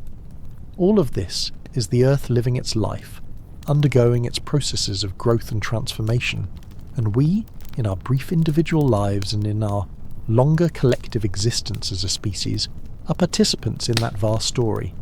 Lemuria, whether it existed as a physical continent or not, represents a phase in that story, a time when humanity, or at least one branch of humanity, lived in closer attunement to the Earth, in greater harmony with natural cycles and energies. The catastrophe that ended that age represents not just destruction, but transformation, the death that precedes rebirth. And now, according to this narrative, we're approaching another transformation, another shift in the Earth's energy and consciousness. Some call it the age of Aquarius, others the new Earth, others simply the next stage of evolution. The Lemurian wisdom is returning because we need it now, because the challenges we face require us to remember how to live in balance with the Earth and with the subtle energies that animate all life. Breathe with the Earth now. Feel your breath synchronized with the breathing of the planet, the slow inhale and exhale of forests and oceans, the cycling of atmosphere and water, the ancient rhythms that have pulsed since the world began. You're not separate from this. You're this. You're the Earth becoming conscious of itself, the universe waking up and looking at itself through your eyes. This is the deepest truth of Lemuria. Not that some civilization existed long ago, but that the consciousness it represents is eternal, is always here, is what you are beneath all the layers of conditioning and forgetting. The lost continent is your own true nature, waiting always to be rediscovered. Part 10. Messages from Lemuria. In the deep relaxation where you now rest, perhaps dreaming, perhaps still barely awake, let us consider the messages that the Lemurian legend brings to us, the wisdom it offers for our time and our lives. Whether these messages come from an actual ancient civilization or from the depths of the collective unconscious matters less than their value and applicability to our current situation. You're floating now in a sea of consciousness, boundaries dissolved, open and receptive. This is the ideal state for receiving wisdom, for allowing insights to arise not from intellectual analysis, but from deeper knowing. The first message of Lemuria is about unity and interconnection. The Lemurian consciousness, as it has been described, did not experience the radical separation between self and other that characterizes modern human awareness. The Lemurians knew themselves as part of a greater whole, connected to all life, to the Earth, to the cosmos itself. This understanding is not merely philosophical, but practical. When we recognize our deep interconnection with all beings, we naturally act with more compassion, more wisdom, more care for the whole. We cannot harm others without harming ourselves. We cannot damage the Earth without damaging our own being. In our current time, when ecological crisis, social fragmentation, and existential alienation affect so many people, the Lemurian message of unity is particularly relevant. We need to remember, as the Lemurians knew, that we are not isolated individuals but interconnected cells in a larger organism. This doesn't mean losing our individuality or our unique perspective. Rather, it means holding both truths simultaneously. We are unique individuals and we are inseparable parts of the whole. This is the paradox the mystics have always taught, and it is the paradox that the Lemurian legend embodies. Let this understanding seep into your consciousness now, not as an intellectual concept, but as a felt sense, a direct knowing. Feel your boundaries becoming more permeable. Feel your awareness expanding to include not just your body, but the space around you, the building you're in, the earth beneath you, the sky above, the whole living planet of which you are an expression. The second message of Lemuria concerns the balance between spiritual and material development. According to the legends, the downfall of Lemuria came when the people became too focused on the physical realm, losing their connection to higher consciousness. They developed greater individuality and material power, but at the cost of their spiritual awareness and unity. This is a warning for our own civilization, which has achieved remarkable material and technological advancement, but often at the cost of spiritual meaning and ecological balance. We have learned to manipulate matter and energy with incredible precision, but have we maintained the wisdom to use these powers responsibly? The Lemurian message is not to reject material development or technology, but to ensure it remains balanced with spiritual wisdom and ecological awareness. We need both, the analytical intelligence that creates technology and the intuitive wisdom that knows how to use it without causing harm. The third message concerns the relationship between humanity and nature. The Lemurians, in most accounts, lived in harmony with the natural world, not because they lacked the power to dominate it, but because they understood themselves as part of it. They saw consciousness in all things, in plants, animals, stones, water, and they related to the natural world with respect and reciprocity. Our modern civilization, in contrast, has largely adopted a view of nature as mere resource, as unconscious matter to be exploited for human benefit. This view has enabled tremendous material progress, but has also created the ecological crisis we now face. The return to Lemurian consciousness would involve recovering the understanding that nature is alive, that consciousness exists in many forms beyond human awareness, that the earth is a living being deserving of respect and care. This doesn't require rejecting science or technology, but rather expanding our understanding to include both objective analysis and subjective experience, both material and spiritual perspectives. Breathe slowly, deeply. With each breath, feel yourself drawing in not just air but life force, consciousness, the very substance of being. And with each exhale, feel yourself releasing separation, releasing the illusion of isolation, joining the great flow of existence. The fourth message from Lemuria concerns the nature and development of consciousness itself. The legend tells us that consciousness evolves, that humanity has passed through different stages of awareness, and will continue to evolve toward higher forms of consciousness. We are not stuck at our current level of awareness. We are not limited to the rational, analytical mind that our culture privileges. We have the potential to develop new capacities, new ways of knowing, new forms of perception, to recover abilities that our ancestors possessed, and to develop entirely new ones that represent the next stage of human evolution. This is hopeful news, especially for those who feel that something is missing in contemporary life, that the materialistic worldview leaves out dimensions of reality that are essential to human fulfillment. The Lemurian legend assures us that we can grow beyond our current limitations, that higher states of consciousness are not just possible, but are our natural trajectory if we choose to pursue them. The fifth message concerns the preservation and transmission of wisdom. Throughout the Lemurian legends, a consistent theme is the effort made by the masters to preserve the essential teachings before the final catastrophe. They encoded wisdom in crystals, established secret schools in safe locations, transmitted knowledge to chosen students who would carry it forward. This speaks to the importance of maintaining connection to ancient wisdom, even as we embrace the new. The great spiritual traditions of humanity, whether Eastern or Western, indigenous or classical, preserve insights about consciousness, meaning and reality that are as valid today as when they were first discovered. We need not reinvent everything from scratch. We can draw on the accumulated wisdom of our ancestors, adapting it to current circumstances while honouring its essential truths. At the same time, we must be careful not to become trapped in the past, trying to recreate conditions that no longer exist or that perhaps never existed except in idealised form. The point is not to return to some imagined golden age, but to move forward, taking the best of ancient wisdom with us, while remaining open to new discoveries and new forms of understanding. Your consciousness is very quiet now, very still. Thoughts arise and pass like bubbles in deep water, barely disturbing the profound peace that pervades your being. In this stillness, wisdom can speak without words, truths can be known without thinking. The sixth message from Lemuria is about the role of catastrophe and crisis in transformation. The destruction of Lemuria, however tragic, was also a transition to a new phase of development. What ended made way for something new to begin. The survivors carried forward the best of their wisdom into a new age. In our personal lives and in our collective life as a civilization, we too face crises and catastrophes. These are not merely obstacles to be overcome or problems to be solved. They are also opportunities for transformation, invitations to let go of what no longer serves and to evolve into new forms of being.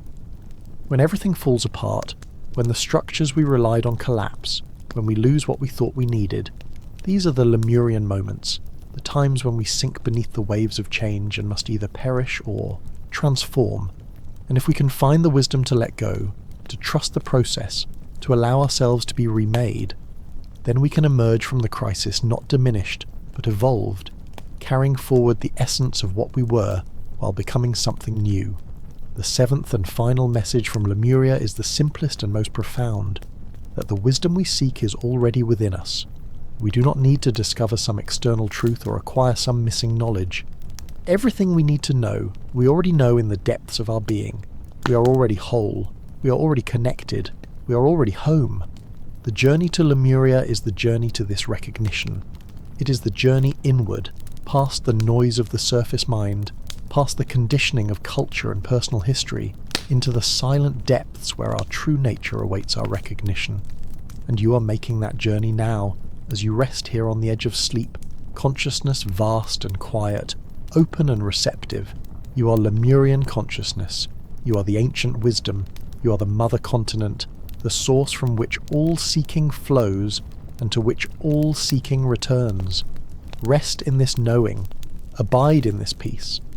Let sleep come if it will, carrying with it dreams that may contain their own wisdom, their own messages from the depths, or remain in this liminal space, this threshold between waking and sleeping, this consciousness that is neither yet both, this awareness that has no name yet recognizes itself in all names.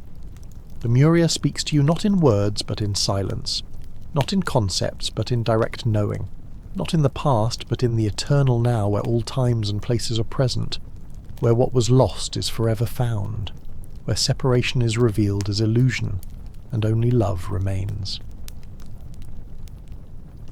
Part 11. Lemuria in the modern imagination. As your consciousness drifts through the spaces between thoughts, between waking and dreaming, between past and present, let us explore how the legend of Lemuria lives in contemporary culture, in the imagination of modern seekers, in the arts and stories of our time. You're so deeply relaxed now that perhaps you're not even following these words anymore, but letting them wash over you like gentle waves, like a lullaby sung in an ancient tongue you somehow understand without translation. The 20th and 21st centuries have seen a remarkable resurgence of interest in Lemuria and other lost civilizations.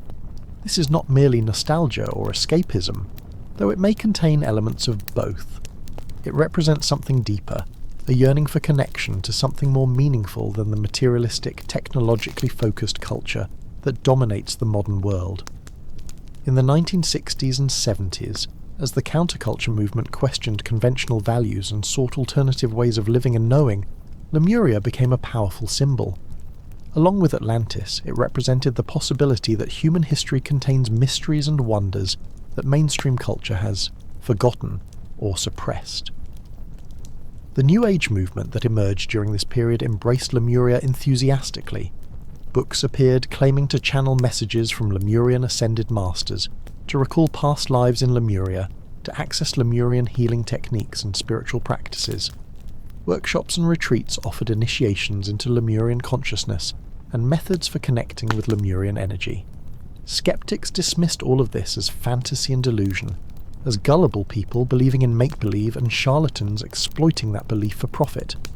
And certainly, as with any popular spiritual movement, there were elements of both sincere seeking and commercial exploitation, both genuine insight and wishful thinking. But beneath the surface of even the most outlandish claims and questionable practices something authentic was occurring. People were seeking meaning, seeking connection, seeking a sense that their lives were part of a larger story, that there were dimensions of reality beyond the purely material, that consciousness had depths and possibilities that our culture did not acknowledge. Breathe deeply. Let go of judgment, of the need to decide what is true or false, real or imagined. In the realm of consciousness where you now dwell, all possibilities exist simultaneously. All stories are equally real and equally mythical. In popular fiction, Lemuria has inspired countless novels, comics, and films. It appears in fantasy literature as a lost civilization, whose ruins hold ancient secrets and powerful artifacts. It shows up in science fiction as the origin point of humanity, or as an advanced civilization destroyed by its own technology. It features in adventure stories as the destination for intrepid explorers seeking hidden wisdom or treasure.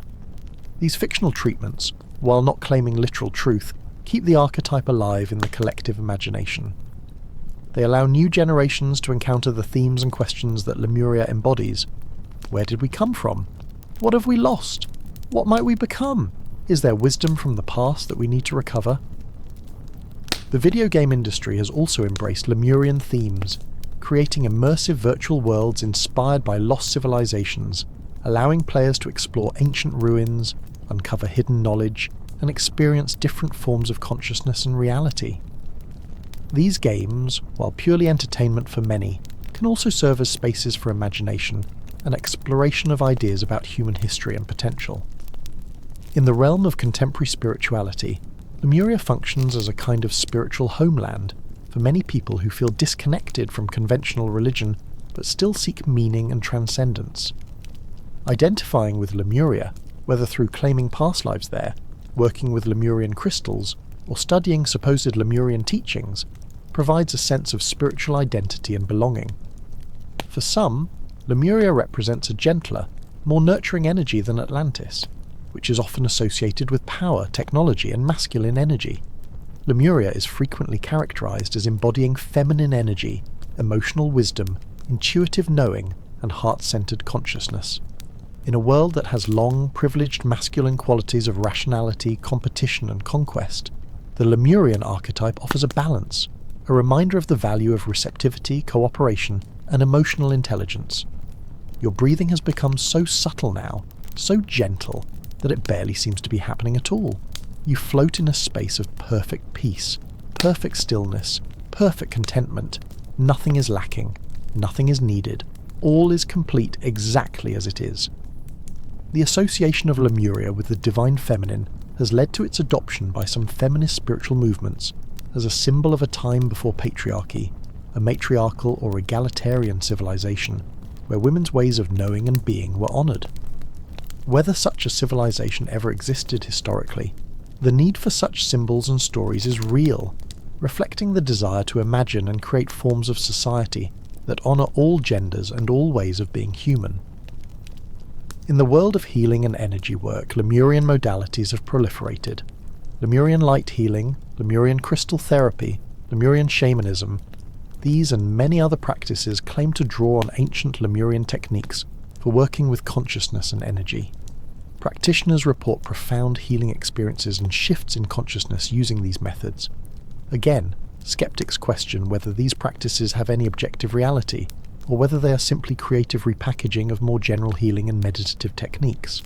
But from another perspective, if these practices help people to heal, to grow, to access deeper levels of consciousness, does it matter whether they are accurately reconstructed from an ancient source or newly created in the present? The power of myth and symbol in healing and transformation is well documented even in mainstream psychology. If the story of Lemuria and the practices associated with it provide a meaningful framework for people's spiritual journey, then they have value regardless of their literal historical accuracy. In art and music, Lemurian themes appear in works that seek to evoke ancient wisdom, spiritual dimensions, and altered states of consciousness. Ambient and electronic musicians create soundscapes titled Lemuria or Lemurian dreams, attempting to capture in sound the imagined atmosphere of that lost world. Visual artists paint ethereal landscapes of crystal cities and primordial forests, giving form to the collective vision of humanity's mother continent.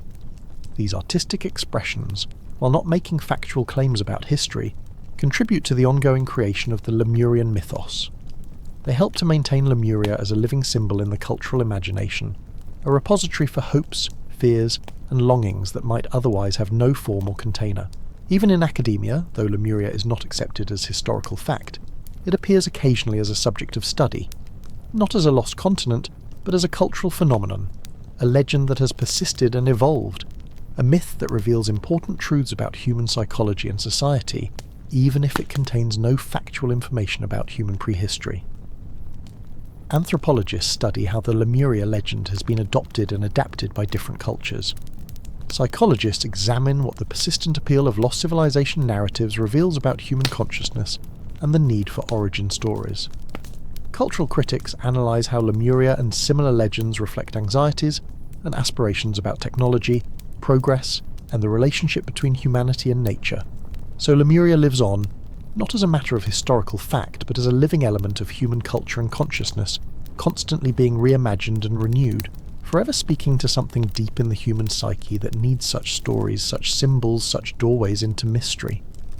And as you drift deeper into rest, perhaps into sleep, perhaps into that space that is neither waking nor sleeping, but something beyond both, you carry Lemuria with you into your dreams, into your unconscious, into the depths where it has always lived and always will live, waiting to be rediscovered by each new generation, by each seeking soul. Part 12. Awakening the Lemurian Within. In this deep state of relaxation, where your body feels distant and your mind has quieted to barely a whisper, let us explore the practical question. How do we awaken the Lemurian consciousness within ourselves? How do we recover the wisdom, the awareness, the connection that the legend speaks of? Your eyelids are so heavy, your limbs so relaxed. It would require effort to move, to think clearly, to analyse. So don't. Simply float and listen, or don't listen, simply be, and let these words arrange themselves in your consciousness according to their own design. The first step in awakening Lemurian consciousness is cultivating presence and awareness. The Lemurians, as they have been described, lived in the present moment, not caught up in regret about the past or anxiety about the future. They experienced reality directly, without the filter of constant mental commentary that characterises modern consciousness. You can practice this Lemurian presence right now. Notice how, in this deep state of relaxation, thoughts come and go, but you're not caught up in them. You're simply aware, simply present, simply here. This is a taste of Lemurian consciousness, awareness without the constant doing and thinking and planning that usually occupies the mind. The practice of meditation in all its forms is perhaps the most direct path to this state. Whether sitting meditation, walking meditation, moving meditation like Tai Chi or Qigong, or even the meditation of deep rest as you're experiencing now, all of these train the mind to be present, to be aware without judgment, to experience reality directly. The second practice for awakening Lemurian consciousness is cultivating connection with nature. Spend time outdoors, not just passing through, but truly being present. Sit with trees, walk barefoot on the earth, swim in natural water, watch the sunrise or sunset. Observe animals and plants not as separate objects but as fellow expressions of the one life that animates all things. The Lemurians knew themselves as part of nature, not separate from it. To recover this awareness, we must spend time in the natural world, allowing ourselves to feel the connections that are always present, but which our busy, indoor, technology-focused lives cause us to forget. Feel now the way your body is supported by whatever surface you rest upon. Feel the air touching your skin. Notice the temperature, the subtle movements of air, the sounds near and far. You're not separate from any of this. You are this. You are nature experiencing itself. The third practice is working with intuition and the subtle senses. The Lemurians perceived reality, not just through the 5 physical senses, but through direct knowing, through feeling, through subtle energetic perception. We still have these capacities, but they are underdeveloped in most modern people. You can strengthen your intuition by paying attention to it, by noticing the quiet knowing that arises before the analytical mind gets involved. Pay attention to the feeling you get about people, places and situations, not your logical assessment, but the deeper sense that comes from somewhere below conscious thought. Practice sensing the energy of places. When you enter a room, before you analyse what you see, notice how the space feels. Different locations have different qualities, different energies, whether this is objective reality or subjective projection. Learning to perceive and work with these subtle impressions is part of awakening the Lemurian within. The fourth practice is cultivating compassion and unity consciousness. The Lemurians experience themselves as interconnected with all beings. You can move toward this awareness by deliberately practicing seeing yourself in others, seeing others in yourself, recognizing the shared consciousness that manifests in all forms. When you encounter another person, practice looking beyond surface appearances, beyond age, race, gender, social status, to the consciousness within them that is not fundamentally different from the consciousness within you. Practice feeling what they might be feeling, seeing from their perspective, recognizing them as another version of yourself. Extend this practice to animals, to plants, even to rocks and water and air. Everything is conscious at some level. Everything is an expression of the one consciousness that is ultimately what you are. The more you can feel this interconnection, the more you awaken Lemurian awareness. Your breath is so slow, so peaceful. You might not even be certain you're still breathing, so subtle has the process become. This is the breath of deep meditation, of profound rest, the breath that hardly distinguishes between breathing and being breathed. The fifth practice involves working with the heart center. Lemurian consciousness is often described as heart-centered rather than head-centered. While we have developed the rational, analytical capacities of the brain to a high degree, we have often neglected the intelligence of the heart. The heart has its own way of knowing, its own form of intelligence. It perceives directly, feels truly, knows without needing to think. You can cultivate this heart intelligence by bringing attention to the center of your chest, to the area of the physical heart, and allowing awareness to rest there rather than in the head. Breathe into your heart. Feel sensations in your chest. When making decisions, when seeking guidance, when trying to understand something, drop your awareness from your head to your heart and notice what arises. The heart speaks quietly, but it speaks truly if you learn to listen. The sixth practice is simplifying and slowing down. The Lemurian pace of life, as it has been imagined, was slower than ours, less driven by urgency and anxiety. The Lemurians had time to be present, to perceive, to connect, to simply exist without constantly doing and achieving. You can cultivate this quality by consciously building periods of stillness and simplicity into your life. Turn off devices, reduce stimulation, create space for silence, for boredom even, for the mind to settle and the deeper consciousness to emerge. This state you're in now, this deep rest, this absence of urgency and striving, this is Lemurian time. This is how every moment could be if we chose to live that way. Not lazy or unproductive, but present, aware, connected to what is rather than constantly reaching for what isn't. The seventh practice involves dream work and working with the unconscious. The Lemurians, living closer to the unconscious than modern humans, had easier access to dreams, visions, and the symbolic language of the deeper psyche. You can develop this access by paying attention to your dreams, keeping a dream journal, learning to understand the symbolic language in which the unconscious speaks. As you drift towards sleep or remain in this liminal space between waking and dreaming, you are in an ideal state for receiving messages from the unconscious. The dreams you have tonight, or the hypnagogic images that arise in this threshold state, may contain wisdom that your waking mind cannot access. Honour them. Remember them if you can. Contemplate them without forcing interpretation. The eighth and final practice is the practice of ritual and sacred space. The Lemurians sanctified their lives with ceremony, with conscious acknowledgement of the sacred in everyday activities. You can do this too by bringing awareness and intentionality to simple acts. Make your morning routine a ritual. Turn eating into a sacred act of receiving the earth's gifts. Treat your home as a temple, keeping it clean and arranged with care and beauty. Mark transitions, from waking to sleeping, from work to rest, from winter to spring, with small ceremonies that acknowledge the significance of these changes. When you approach life this way, when you recognize the sacred in the ordinary, you are living with Lemurian consciousness. You're experiencing the world as the conscious, meaningful, interconnected reality that it truly is beneath the surface appearance of separation and randomness. These practices are not difficult or exotic. They don't require special training or gifts.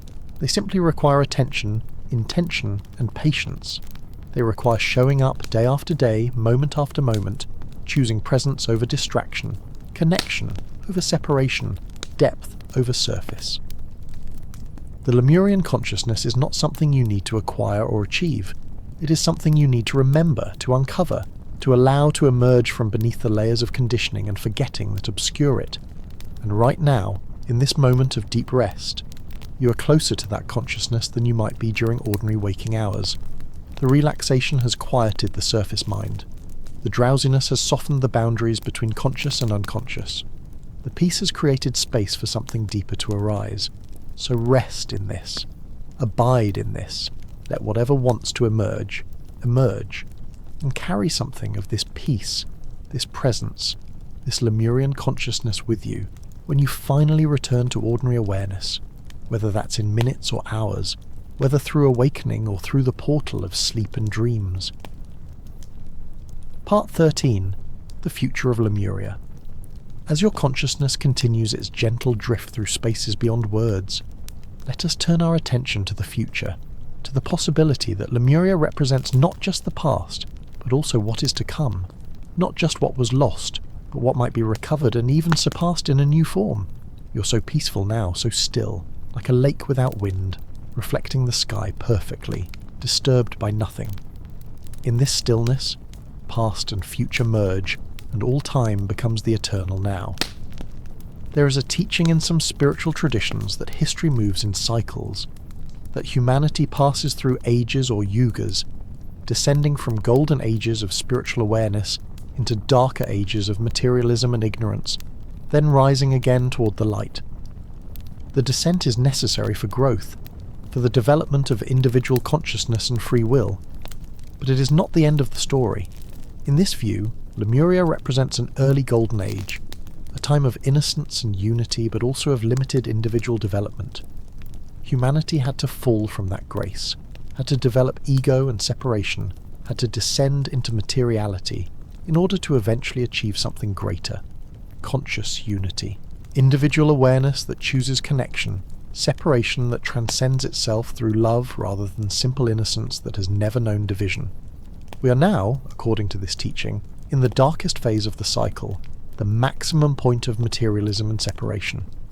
But we are also at the turning point, the beginning of the return journey toward unity, consciousness and spiritual awareness, but carrying with us all that we have learned during the descent. The return to Lemurian consciousness in this view is not a regression to some primitive past, but an evolution to a higher state that integrates the best of both.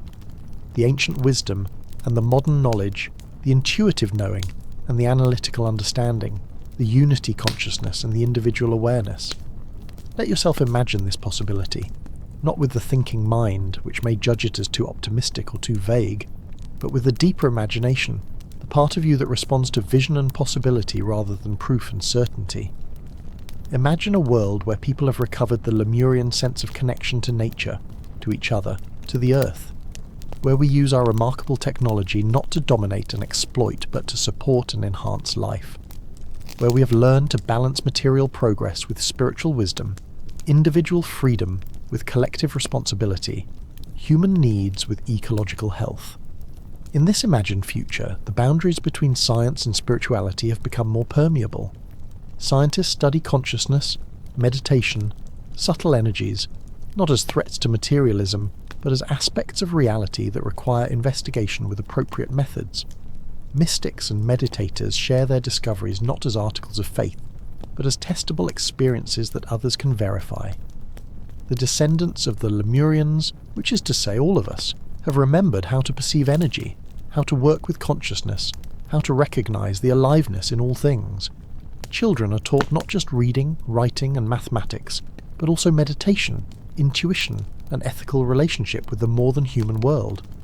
Cities are designed not just for efficiency and profit, but for beauty, for harmony with nature, for support of human well-being and spiritual growth. Architecture incorporates sacred geometry, natural materials, alignment with earth energies. Urban areas include wild spaces, sacred groves, places of silence and contemplation. Breathe slowly. Let these images form and dissolve like clouds, asking nothing of you, suggesting possibilities without demanding belief. In this future, healing has evolved beyond treating symptoms or even causes to working with the whole person: body, energy, emotion, mind, and spirit. The best of modern medicine combines with ancient wisdom traditions, with energy healing, with the understanding that consciousness and belief profoundly affect physical health. Education has transformed from the mere transmission of information to the cultivation of wisdom, from training people to fit into existing systems to helping them discover and develop their unique gifts and purposes. Schools are places of wonder and exploration, where questions are valued more than answers, and learning is understood as a lifelong process of becoming more fully human. The economy has shifted from an extractive model, based on endless growth and consumption, to a regenerative model that recognizes the Earth's limits and works within them, that measures success not just in monetary terms but in well-being, sustainability, and the flourishing of all life. Political systems have evolved beyond the adversarial, power-seeking structures we know to more collaborative, wisdom-based forms of governance. Decisions are made with consideration of their effect 7 generations into the future, as some indigenous peoples have long taught. Leaders are chosen not for their ability to acquire power but for their wisdom, compassion, and commitment to serving the whole. This is not utopia. There are still challenges, still conflicts, still suffering. But there is also wisdom to meet the challenges, means to resolve the conflicts, and compassion to ease the suffering. Humanity has grown up, has matured, has become something more than it has been while remaining deeply connected to what it always was. This is the return of Lemurian consciousness at a higher level, the recovery of ancient wisdom transformed by all that has been learned in the intervening ages, the reunion of what was separated, the healing of what was broken. Your mind is so quiet now that you might not even be processing these ideas as thoughts anymore. They simply flow through your awareness like a gentle stream, leaving impressions, planting seeds that may sprout later in ways you cannot predict. But perhaps this imagined future is not mere fantasy. Perhaps it represents a genuine possibility, a potential timeline that we can choose to make actual through our intentions and actions. Perhaps the rediscovery of Lemurian wisdom in our time is not mere nostalgia, but a necessary part of navigating the transition to this new way of being. The challenges we face, climate change, species extinction, social inequality, political polarization, mental health crises, cannot be solved with the same consciousness that created them. We need a different way of seeing, of being, of relating to each other and to the earth. We need, in other words, a return to something like Lemurian consciousness, but enriched and evolved by everything we have learned. The young people rising up to demand climate action, the movements for social justice and equality, the growing interest in meditation and mindfulness, the revival of indigenous wisdom, the questioning of materialistic values. All of these can be seen as signs that the shift is already beginning, that the return journey has commenced. Individuals are awakening to their interconnection with all life. Communities are forming that prioritize cooperation over competition, sufficiency over excess, being over having. Scientists are discovering the importance of consciousness, the intelligence of plants and animals, the subtle ways that everything affects everything else. Perhaps we are living through the birth pangs of a new age, a Lemurian renaissance. Perhaps the catastrophes we face, ecological, social, spiritual, are like the catastrophe that destroyed ancient Lemuria. Terrible but necessary, endings that clear the way for new beginnings, descents into darkness that precede rebirths into light. If this is so, then the work of awakening Lemurian consciousness is not merely personal spiritual practice, but participation in a planetary transformation. Each person who meditates, who cultivates compassion, who lives more sustainably, who questions the dominant paradigm, each such person contributes to tipping the collective consciousness toward a new way of being. You're part of this. Your rest right now, your willingness to slow down and turn inward, your openness to mystery and possibility, this is part of the shift. You are a cell in the body of humanity, and as you change, the whole changes. As you awaken, the whole awakens. Breathe with this possibility. Feel yourself not as an isolated individual, but as part of this vast transformation, this return to Lemurian consciousness at a new level. Your small actions matter. Your awareness matters. Your healing matters. Not just for you, but for the whole. The future of Lemuria is not fixed. It is not inevitable. It depends on choices made by millions of people, by billions of small decisions and actions that accumulate and amplify. The timeline where humanity transcends its current crises and evolves to a higher consciousness exists as a potential, but it must be chosen, must be created through intention and effort. Yet the effort need not be grim or forced. It can be joyful, playful, creative. It can feel like coming home, like remembering what you always knew, like becoming more fully yourself rather than trying to become something you're not. The Lemurian consciousness is natural to you. It is your birthright, your heritage, the truth of what you are beneath all the conditioning and forgetting.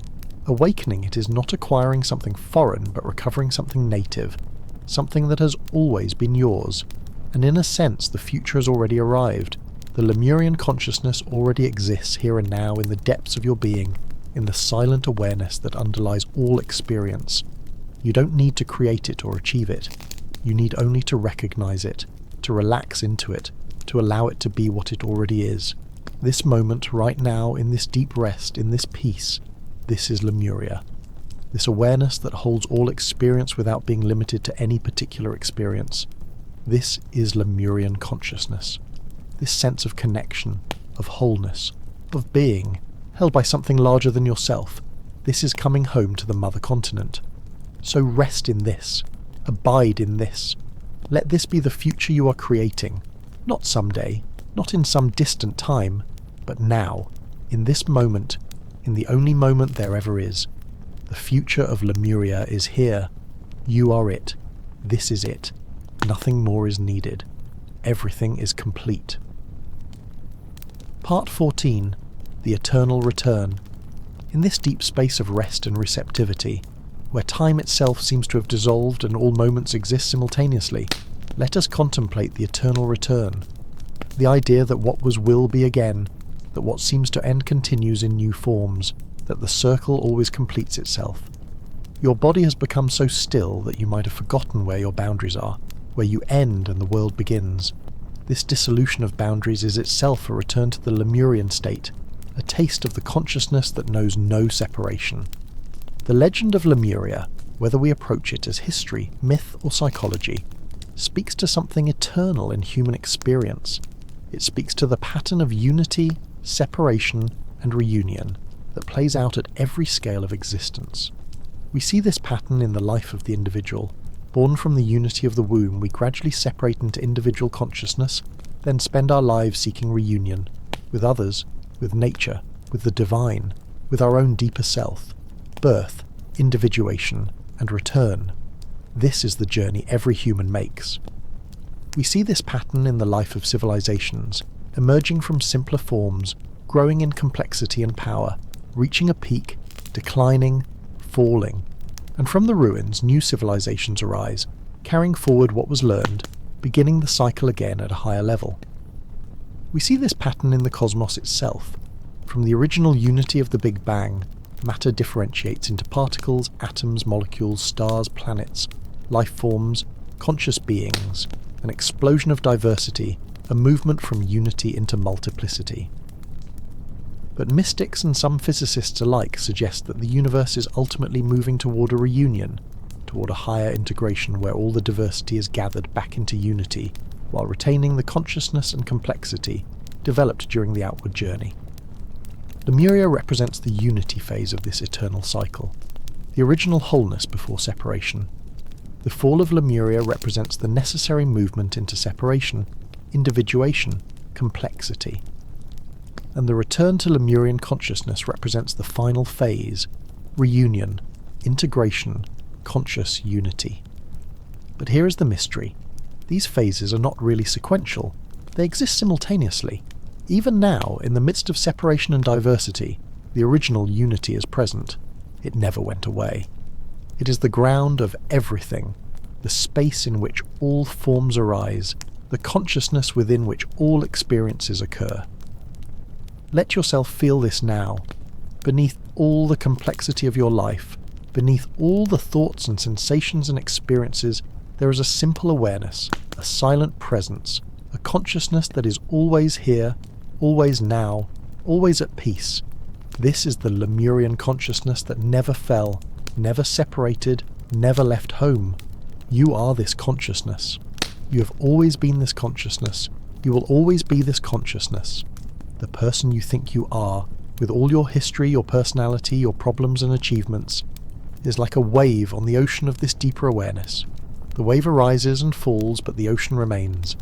This understanding that your true nature is the eternal consciousness that was never born and can never die, is the ultimate teaching of Lemuria. Everything else, the stories about continents and catastrophes, about ancient wisdom and lost civilizations, points toward this one truth. You're not a separate individual who must somehow journey back to unity. You are the unity itself, dreaming that you are separate, playing at being an individual, exploring what it's like to forget your true nature so that you can have the joy of remembering. Lemuria never fell because it was never a place. It was always a state of consciousness, and that consciousness is what you are. The mother continent is your own awareness, the source from which all experience arises and to which all experience returns. Breathe with this understanding, or let it simply be without needing to understand. You are home. You have always been home. There is nowhere to go because you are always already here, always already this, always already complete. The eternal return is not a return to something in the past. It is a recognition of what has always been present. It is awakening from the dream of separation to the reality of unity. It is seeing through the illusion of time to the eternal now.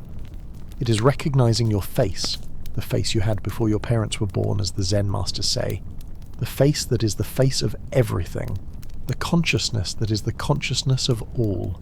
And this recognition, this awakening, does not happen once and for all in some dramatic moment. It happens again and again, moment by moment, as you remember and forget and remember again. It happens every time you meditate, every time you experience beauty or love, every time you let go of the small self and rest in the larger awareness. It is happening now, as you rest here on the edge of sleep, consciousness vast and open and free. This is the return to Lemuria. This is coming home. This is the eternal truth that all the legends point toward but can never quite capture in words. The mother continent is consciousness itself. The lost wisdom is your own true nature. The ancient teachers are your own deepest knowing. The catastrophe and the salvation, the fall and the redemption, the exile and the return, all of this is the play of consciousness, the game of hide and seek that awareness plays with itself. And you are the player in the game, the seeker and the sought, the question and the answer.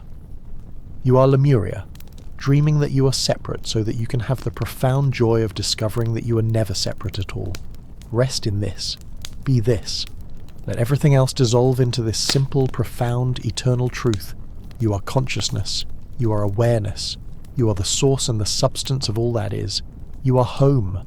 The eternal return is complete in this moment. Nothing more is needed. Everything is exactly as it should be. All is well. All has always been well. All will always be well.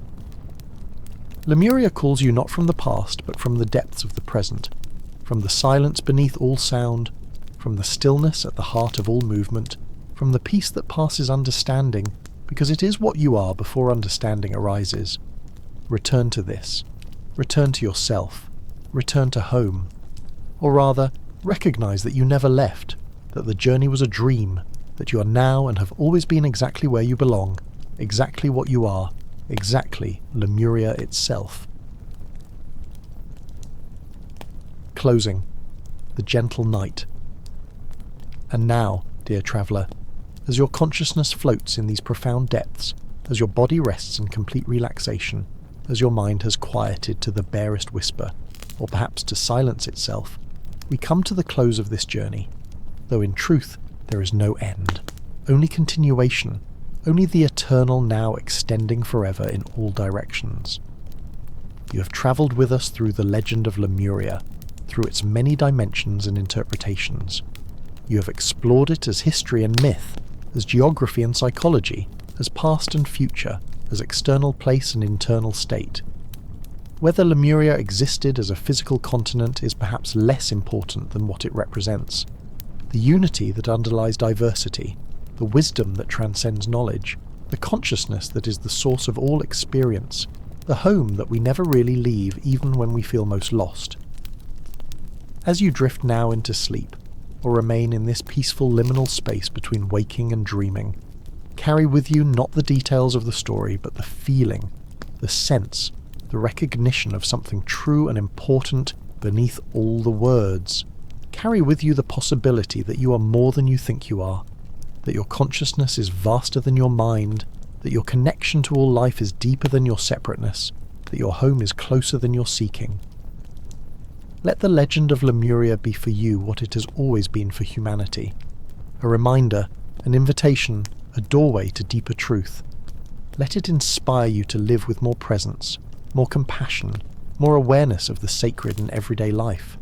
And let it comfort you with the assurance that wherever you go, however lost you may feel, home is always here, always accessible, always as close as your own breath, your own awareness, your own deepest nature.